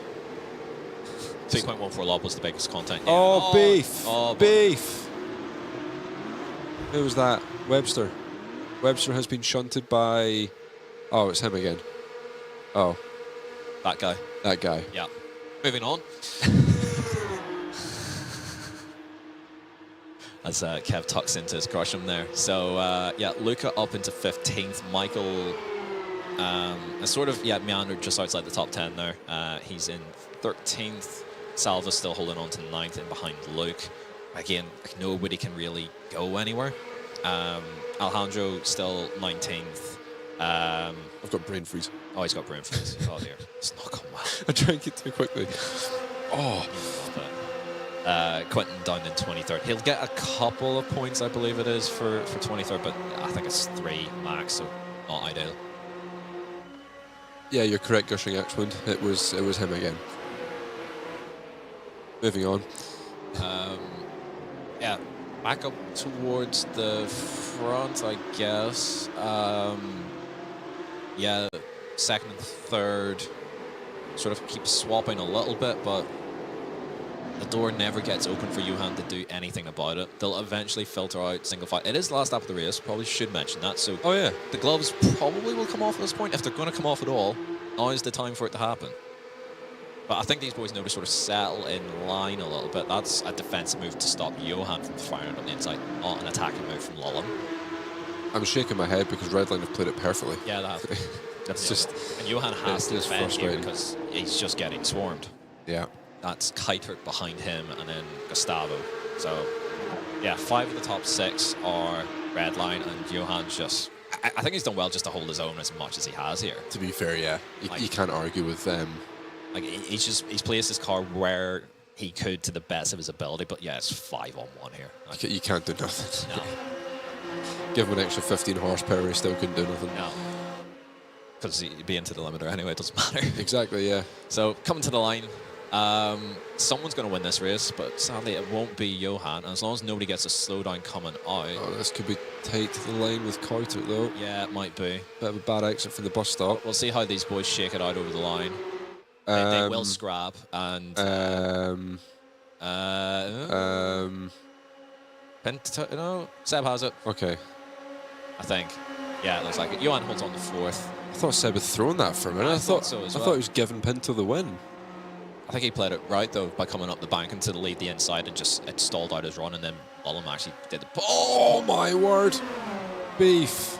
We love it for the All that minor- for 21st. All that for 1 point, lads. And I know the TV points go down to 25th, so there's a couple. Sanchez of has just been shunted after the line. Jezo. Well, I mean that was an adventure. Results incoming soon. We're still waiting for a couple of stragglers to finish off, but There's Caruso. yeah, there's Caruso. Lonely day for him. Yeah. No, I don't think that was Caruso. I think that was Lombardi. Caruso was in and amongst that mess over the line with Alejandro. Oh, he was a bit higher than I thought then, actually. P19. Okay. I thought he was, like, done. No. But he's somehow, got into the group. Yeah.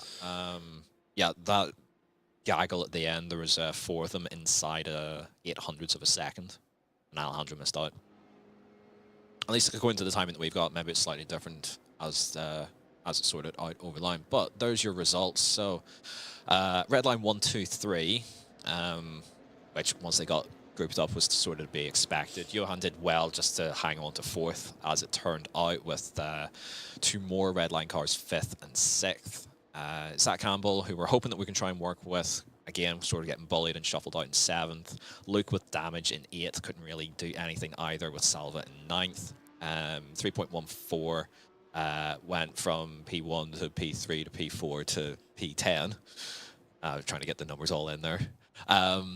Biko, Nielsen, Michael in 13th. Solid debut for him. Standard enough sort of points there. Just, you know, nothing exceptional, but for his first crack at it, I guess he won't be too disappointed. Luca in 14th, having worked his way forward from per qualifying. Colin Sonnen, Masachevsky, Webster. Then the defending champion Caruso, Josh Thompson, after his issue where he got shunted off, he came back to 20th. Alejandro ended up losing a couple of spots, more down to 21st, I guess, with that run over the line. Stokeback, Quentin there in 23rd. He's just not had a basic qualifying. Caused everything really for him, and then was involved in the shunt in the sprint. So just stick to what are you saying? A big eyeball just appeared on the simroom cam. Oh boy. I think it was Pete. He's been sitting outside that simroom like a sad dog, just waiting to get in to go and do IMSA races. Yeah, that's him in now. He can get back to it. The rest of the field there.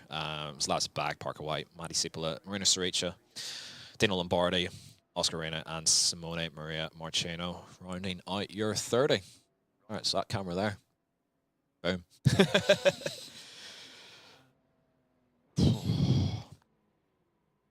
All right. Bring in the cheese ball. All right. Johan, hopefully coming in strong. Well done here. Hello. Hello. Hello. Interesting day for you. Yeah. Qualifying was, it sort of looked okay. Bit of a gap up front though, and then working your way into where you needed to be for the sprint, and then the feature looked stressful, given that it was like 1v5 at one point. Yeah, 1v5. Yeah, well, you just said it, 1v5, so couldn't really do anything and go anywhere. They were just blocking for the teammates to go around me, so just had to sit there and watch them catch me, really. That's all I could do. They were just deploying the cars 2x2, sometimes even 3 wide in some corners, so yeah, not much I can do. Yeah, I was saying that to Jamie on the broadcast that, like, from my perspective watching it, the way I would play it is that if you're in a position like that, you have to be as aggressive as possible. Like, what was your game plan when you saw them approaching? Because obviously you can only be so aggressive and you can only do so much when there's that many cars. Were you just sort of, were you looking at where you finished the sprint thinking I'll bank what I can in the feature, or were you trying to like keep them behind for just as long as you could? Just wanted to keep them behind for as long as I could. I was working with his car quite well. To try and block them into T1, but then he got sent into the bus stop, and after that, that was done. I had nobody else to work with, so yeah, as soon as they got to me, they just drove around me past the start finish line and into T1, so couldn't really do anything. And you'd say maybe I could have tried something in one of the 2 horseshoes, but it's way too easy to lock up if you try to outbrake someone into these corners. We had a super dirty track on the inside, so yeah, we've seen a couple of lockups and a couple of issues from guys sending it in. Yeah, there you go. So it definitely looked tough out there, but it's a solid points day. It's a solid start to the season. You're starting to get the hang of the series now, rather than just waiting until the last couple of rounds to start showing up. So that's better. That's better, much better. Not a bad day at all. Yeah, P6, P4, that's what, in the 50 points range. That's pretty much where you want to be to have a good championship, really. So Yeah, so you can do the Especially when you same consider the next 6. Yeah, especially when you consider, some of the, you'd argue, series favourites had a really, really bad day. Yeah. Alejandro had a shocker. Caruso had a weak day as well. He had an absolute stinker. Even guys like Parker and stuff like that. Like, Parker, when you look at his performances from Contender Series to now. Well, had a bad day. Yeah, a lot of really good guys have had off days, but the sort of thorn in the side, I guess, is those 3 Redline cars. They had strong qualies, strong sprints, and an even stronger feature. So, but yeah, as you say, you're in the mix, and you've got still 7 races. So, Or 6. all in all, not bad at all. Or 6 more, yeah. Oh yeah, that's right. Because one of them is like a exhibition style. 7 rounds. Right? 7 rounds only. Oh 7 really? total, yeah. And then the exhibition in the middle is. So it's really only But like it counts for five the more proper championship, rounds. I think, no? I think so, yeah. Exhibition. I think it does. Oh my word! Right, okay. They've lost their mind, but okay. Yeah. Good luck to you, mate. Yep. Right. But try. a solid day and solid points and where is the second round? It is seen the schedule. Hockenheim Ring. It's Oh, Hockenheim God. Ring, Oh, but there is a little twist to it. It's a fixed setup. Cheers. Oh, okay. What is going on with this series? What has it become? Come on. Cool. It's fixed All right. setup for Hockenheim, and then the exhibition round in the middle of the season as well. That's fixed set as well. Interesting. Well, best of luck with it, and congrats on a solid points haul this evening. Cheers. See you later. See you, mate. See you in a bit. All right, who are we bringing in next? Salvo, I think. Yeah, Salvo's coming in for a little chin wag. So we'll get him brought in and pulled up on the screen so you can all see his gorgeous face. There we go. There he is. Salvo. What a handsome devil. What a handsome devil indeed. All right, so not a terrible day. It could have went a lot worse. Qualifying, obviously not exactly what you're looking for, but it looked like you sort of just kept it clean, kept your nose tidy, and just kept working your way forward until you sort of hit the brick wall that was sort of the top 7, 8, where nobody could really make a move. Talk us through it. Yeah, the quality was quite bad, I'm not gonna lie. It was good until the bus stop, but then I lost too much time. I lost like 1/10 and a half. That put me from like P12 or something to P18, so it was a disaster. So then I just tried to take it easy. Like we knew it was a lottery of a race. So yeah, I tried to, drive very chill the whole time, trying to make some moves when I found like the good opportunity. But at the end I had as well some contacts with some drivers, and especially on the future race I was very limited on incidents, so I couldn't push that much to help my teammates. And it was just everything about trying to find the moment of overtaking, but being careful, because around this track, when you go out of the line, you have no grip, and sometimes you try to overtake and you end up losing 3 positions. So yeah, it was a chaotic race, a lot of management going on. But yeah, at the end, after qualifying, I'm quite happy to end up with a top 10. So yeah, quite a good day. So what do you think of these kind of tracks being on the schedule? Like obviously Daytona, I said it on the broadcaster, I think it's good for the 24. I think it's a little bit different. I know Jamie doesn't like Rovals at all. I'm morally against. Yeah, exactly. You hate all of them altogether. I'll accept Daytona for the 24, but for a sort of sprint series, especially with the heat format, do you think this belongs on the schedule? Especially, it looked like you guys were hitting the limiter on the straights as well. Do you think that there should be some kind of power reduction to the car, or do you think we should just be electing for different tracks? Yeah, I think for this series it's always better when you have, let's say, normal tracks, because these type of tracks like Le Mans, Daytona are very cool for the spectator, which I understand. It's as well the objective of this championship, like to have fun, because when you have just a train of cars, for example in Montreal or Long Beach, yeah, sometimes it's not that nice to see. But in my opinion, these type of tracks with so many straights and long straights are not particularly nice for us, but I know that for you guys it could be quite enjoyable. I mean, from watching it here, I'd argue that the race wasn't even that good. Okay. Yeah, I have no idea. I would need to see that race. like we had the incidents, but like it was sort of terms of tactical team driving sort of a thing. In terms of overtaking, it was crap. It was just crashes, and everyone. And after that, once Redline got 1, 2, 3, it was just everyone in the rev limiter the full time. So yeah, because they weren't really fighting amongst each other, so like no one else could really. Couldn't do anything. Couldn't really do anything. Yeah. So then it was just the guys further on back who were just sort of hoping for anything who started getting really aggressive. But again, it was more shunts rather than like really good overtaking. Yeah, agreed. Yeah, absolutely. Like when you're on a train of cars and you're the 5th car or 4th car, there's nothing you can do because you're hitting the rep limiter once you get out of the banking. So yeah, it's everything about like understanding if you have in front of you a situation that you can take everything out of it. But yeah, at the end it could be like that. You just hit the limiter and you're never catching the car in front. It's the same on Le Mans when you're on a train of cars and you're like the last one. It's like that, or the last ones is like that. Yeah. I mean, we've been discussing like restrictor plates for the longest time.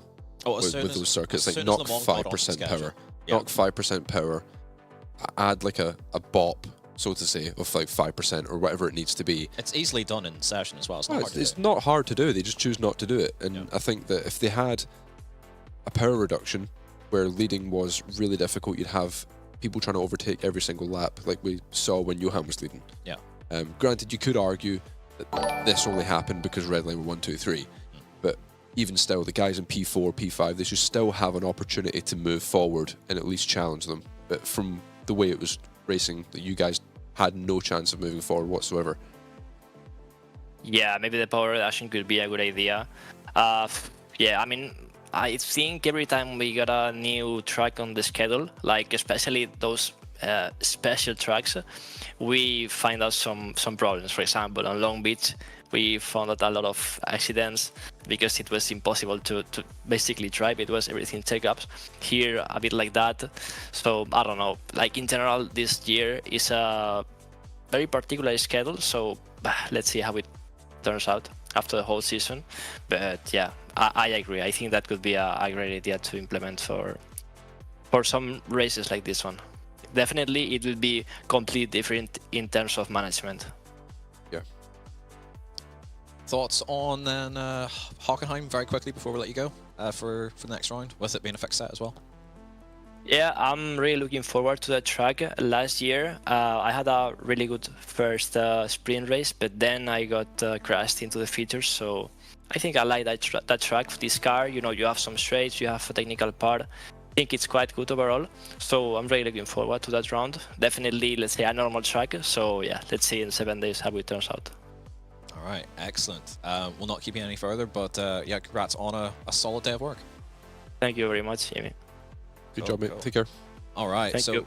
We see some activity lurking about here. Okay. Right, all right. So we've got the plan of action. We're going to bring Luca and Quentin in. We've been given a menu. We've been given the plan of action. So we'll get both guys in. We've got Luca on screen, so we'll start very quickly with Luca. Tough qualifying, and it doesn't really get easier from there. It looked chaotic, pretty much everywhere, but down through the field especially, it looked pretty crazy. Talk us through it, Luca. Yeah, I mean, I'll start with Corby. It's back to the things from last year again. I mean, I probably had the best option to do a good lap in this quali compared to all my practice I had, because the grip was actually really good. But I just messed up, with a lockup and stuff like that. And for that, I guess the quali was actually fine after such a mistake. But yeah, starting from 21 in the race wasn't definitely not the what I wanted for the race, and especially not on that track, because everyone has draft. You can't overtake, you can't do anything. So yeah, I just needed to wait for any crashes happened, and yeah, luckily I had some luck with that, jumping onto P15. So I'm definitely happy with that result, even though I had a small incident with Dino. It was Dino, which luckily didn't kill Johan after that second horseshoe. But yeah, race 1 was definitely a good result for what happened in the race. Definitely. Gotcha. And then on to Quentin then. Low prep coming into this with the real life commitments starting to kick in. Tough day at the office, mate. Talk us through it. honestly, it's been I was not looking for any good result here, especially starting from the back.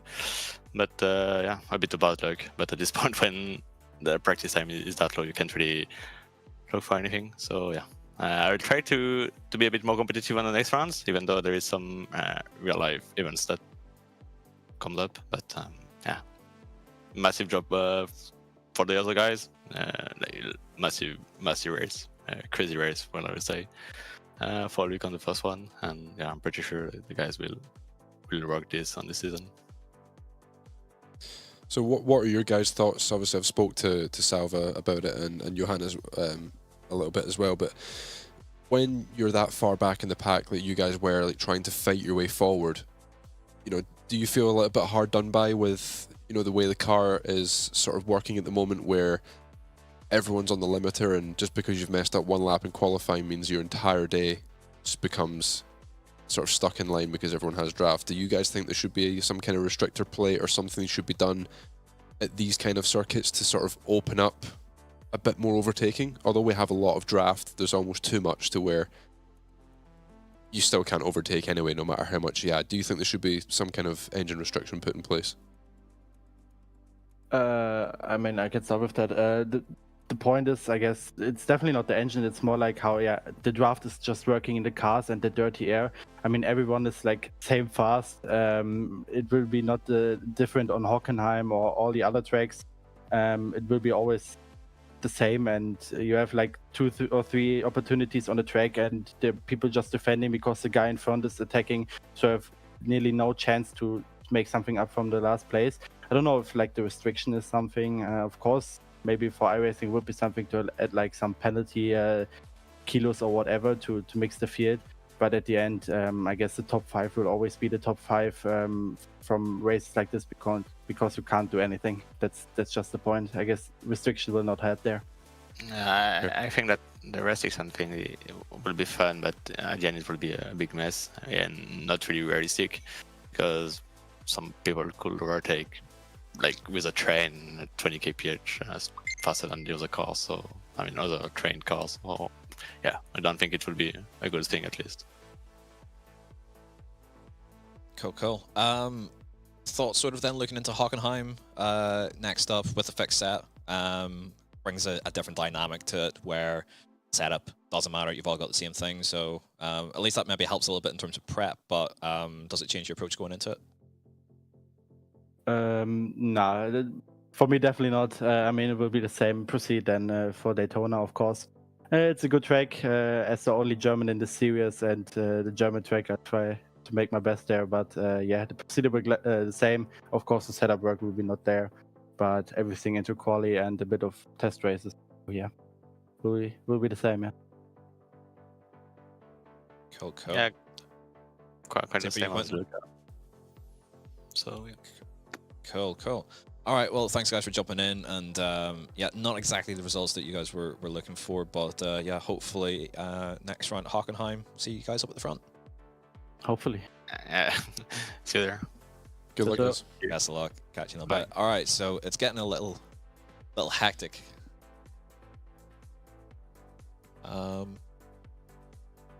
Michael's gonna I'll leave it to you, sir. yeah, Michael's gonna come in and have a little chat, so Kev's gonna depart for now. He's gonna exit. Sadly, we don't have the trolley to like wheel him out on, you know, like our little departure gift, but he's gonna take his stuff with him, and we'll bring Michael in for his first interview as a PESC driver. Oh my god, the socks. Jeez, oh. Alright, you're getting used to this, you sort of know the drill.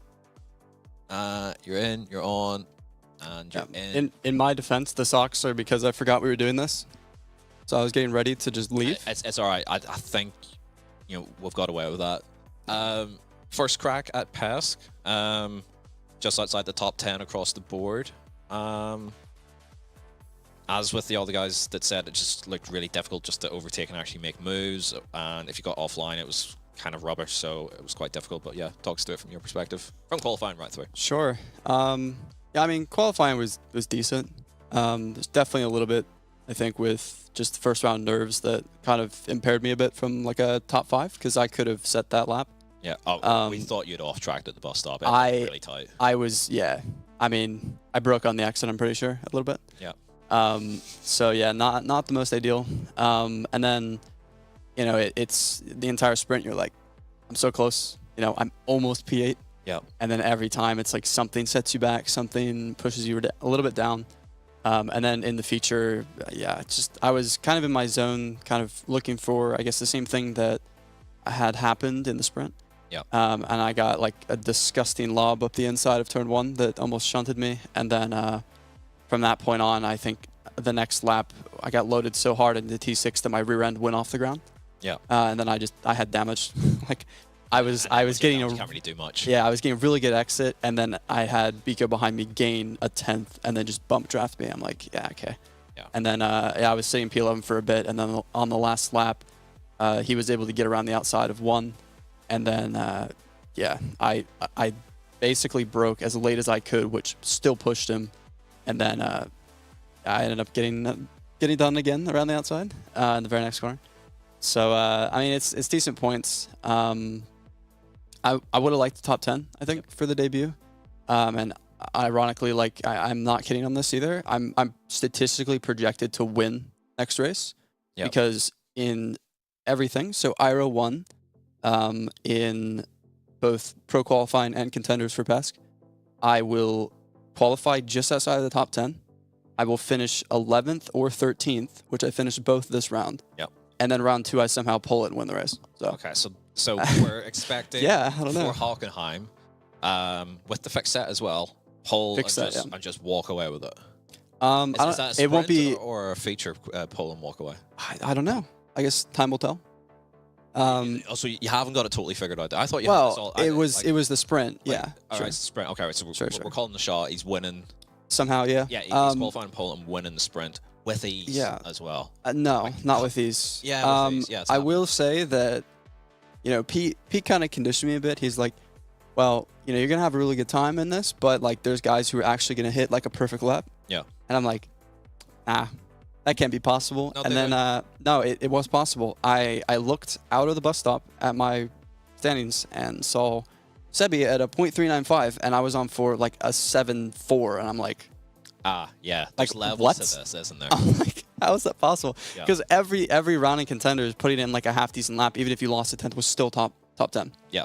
That doesn't work here. No, it's unless you've got like working. A Q strat that gets you ahead of the entire field as a default. Yeah. And between that and setup, it all clicks. Like that's the only case where like you can get away with a scruffy lap. Yeah. If all else being equal, if you put down something that's not quite, you know, at the races or there's a little mistake here or there, yeah, no, like guys are going to come in and sort of swallow you up a little bit. So sure, a little bit of a learning experience on that one, but yeah, Hockenheim next with the fixed set. What's your vibes? What's your feeling for it? Aside from obviously going to win the sprint. Sure, yeah. I think my biggest goal in this one is not off tracking turn 1, because I've done that every time at Hockenheim. So I guess, you know, I was saying earlier, like, well, just don't do it then. Well, yeah, of course. So I think what I'm going to do is just go grab a drink of water and start turning laps right now. Sounds good. So yeah, we'll see what happens. But I think it was a good debut for ART and Stormforce. We got our cars up there in the top 10.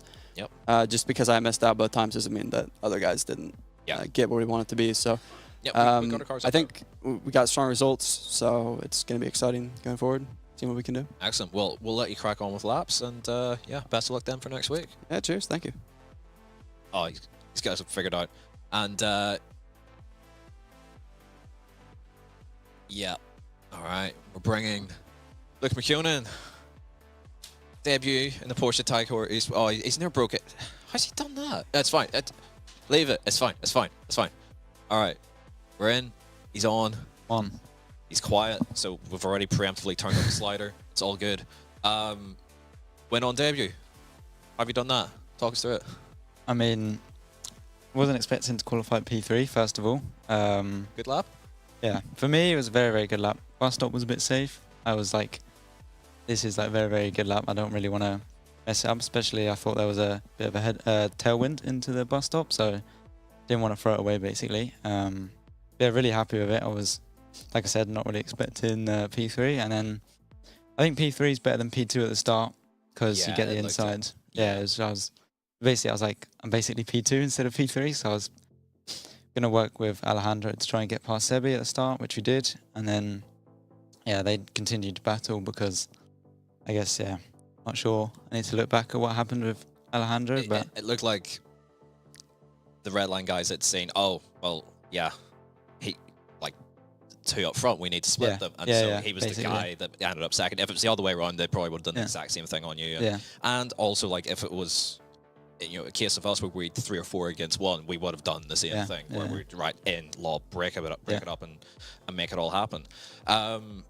Looked like that you had damage though then for the feature. So obviously you picked up the win in sprint. You had got clear, and even though they were bumping, you were so quick in the field that you could kind of slow them down in terms of catching you up, and you held on then to win. Into the feature though, starting 8th. A little bit more chaotic back there, and then I think it was Stockbeck that got turned, or he turned himself by throwing it in, and I think you picked up damage from that, if I got that right. So, how much did that sort of impact you then from that point? So I tried to avoid it on the inside, which I would have done, but then I had someone even on the inside of me on the grass, all 4 wheels on the grass. I was like, this is not ending well, and I just basically got sandwiched in between them. Massive damage on the left side. I was so slow on the straights. I was like 0.1 behind going out T6. I'm like, all right, I can get a run maybe like into bus stop or whatever. Out of the bus stop, I'd be 1.1 behind, and I try and get a run and just keep losing and losing. So yeah, normally I was hoping to try and get runs as they check up into T1, go around the outside. It can work. I did manage to do it a lot in practice. It was something I was quite good at. But yeah, I just never got the opportunity, and just tried to pick off people where I could, because they managed to make 2 places back from, went back to P10. Managed to bring those 2 places back, but not too disappointed. Obviously wanted to help Johan because he was a bit outnumbered. Just couldn't do it. Really at that point. At least you had Salva sort of backing you up and sort of kept pushing you along, which was good, and you guys banked decent points. I'm not sure how it looks like in terms of champ points. I know Seb obviously had a really, really good day, and so did Chris, and Diogo worked his way back through, so decent points in the feature. But you're in the mix. In the mix, you've shown that you've got the speed. So Hockenheim up next with the fixed set.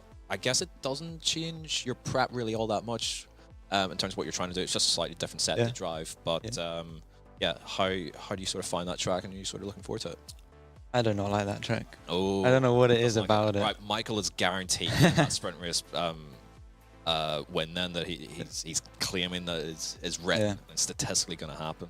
So a bit of a tricky one then, but I mean, you've shown you've got good speed, so another solid points haul banked will set you up nicely for this really short championship. I'm really looking forward to it. I think the new format looks good. I'm quite looking forward to it. Watkins Oval will be a bit interesting, but looking forward to it. Excellent. Right, we'll let you go, but congrats again on doing something that I never did, which is win a race in PESC. I tried bloody hard for it, so it's for you to just walk in and do it straight away. Fantastic job, of course. And hopefully that's the first of many. Hopefully, Perfect. All right, we'll mute that. We'll bring Kevin, and we'll I think we'll quickly wrap. So, you all good? All right. All right. Closing thoughts, Kev. I don't really know. It was crazy but calm at the same time. Wasn't quite what I expected. I expected more overtaking, more side by side. But as I said earlier, I do think part of that was because Redline just took control of the feature race early on. Like, they got there before the halfway point, and there's only so much you can do in a 1v5 as Johan was, and it's just unfortunate that we couldn't sort of get hooked up with the Coanda cars for a little bit longer and maybe try and work with them. But overall, Luke winning on his debut, Michael had a solid enough day. Mileage is the big thing for these rookies, is getting race mileage, understanding when something goes wrong, why it went wrong, and stuff like that. So even just learning the guys in the series, like who you can race in certain ways versus others, like who you can take advantage of. Almost, I know that sounds bad, like, but there are guys you can do that. There's guys that you can look at and it's like, right, I'm having you at this next corner, you're doing nothing about it. Meanwhile, on the other foot, like if someone's attacking you, you sort of know, all right, well, they're going all in. Either I cover this off early, or I have to just sort of concede a little bit, otherwise I'm getting destroyed. So 100%. you've got to, you know, learn who you're racing with, especially for the guys sort of coming in. But yeah, we're going to wrap it there. That's it from us for this round. We'll be back 7 days from now, I believe it is, for the second round at Hockenheim. I don't know if you'll be there, but I probably will. You'll be here, I think, with Berryman. The Berryman. Yes, Berryman the Berryman who can. Yeah. I know he loves that phrase. He does. I mean, everyone calls me the nicest guy in simmers, and I absolutely detest it. So, you know, I might as well just pick fun at everyone else for the things that they get called. I don't think I've got any sort of name like that. I think you're just a lunatic. George Morgan kept on calling me Big Kev, and I don't know if that's a good or a bad thing, but I've been called worse. Anyone taller than him. I've been called worse. I mean, he said that of Mac Backham. He's probably said it of Gary Casdor. Like the Big Mac, yeah. The Big Mac. But yeah, that's it from us for this evening. We'll be back next week. I'll be sat probably in this seat, and Pete will probably be sat in this one. It'll be Hockenheim with a fixed set, and yeah, hopefully our boys can do the job. Don't miss it.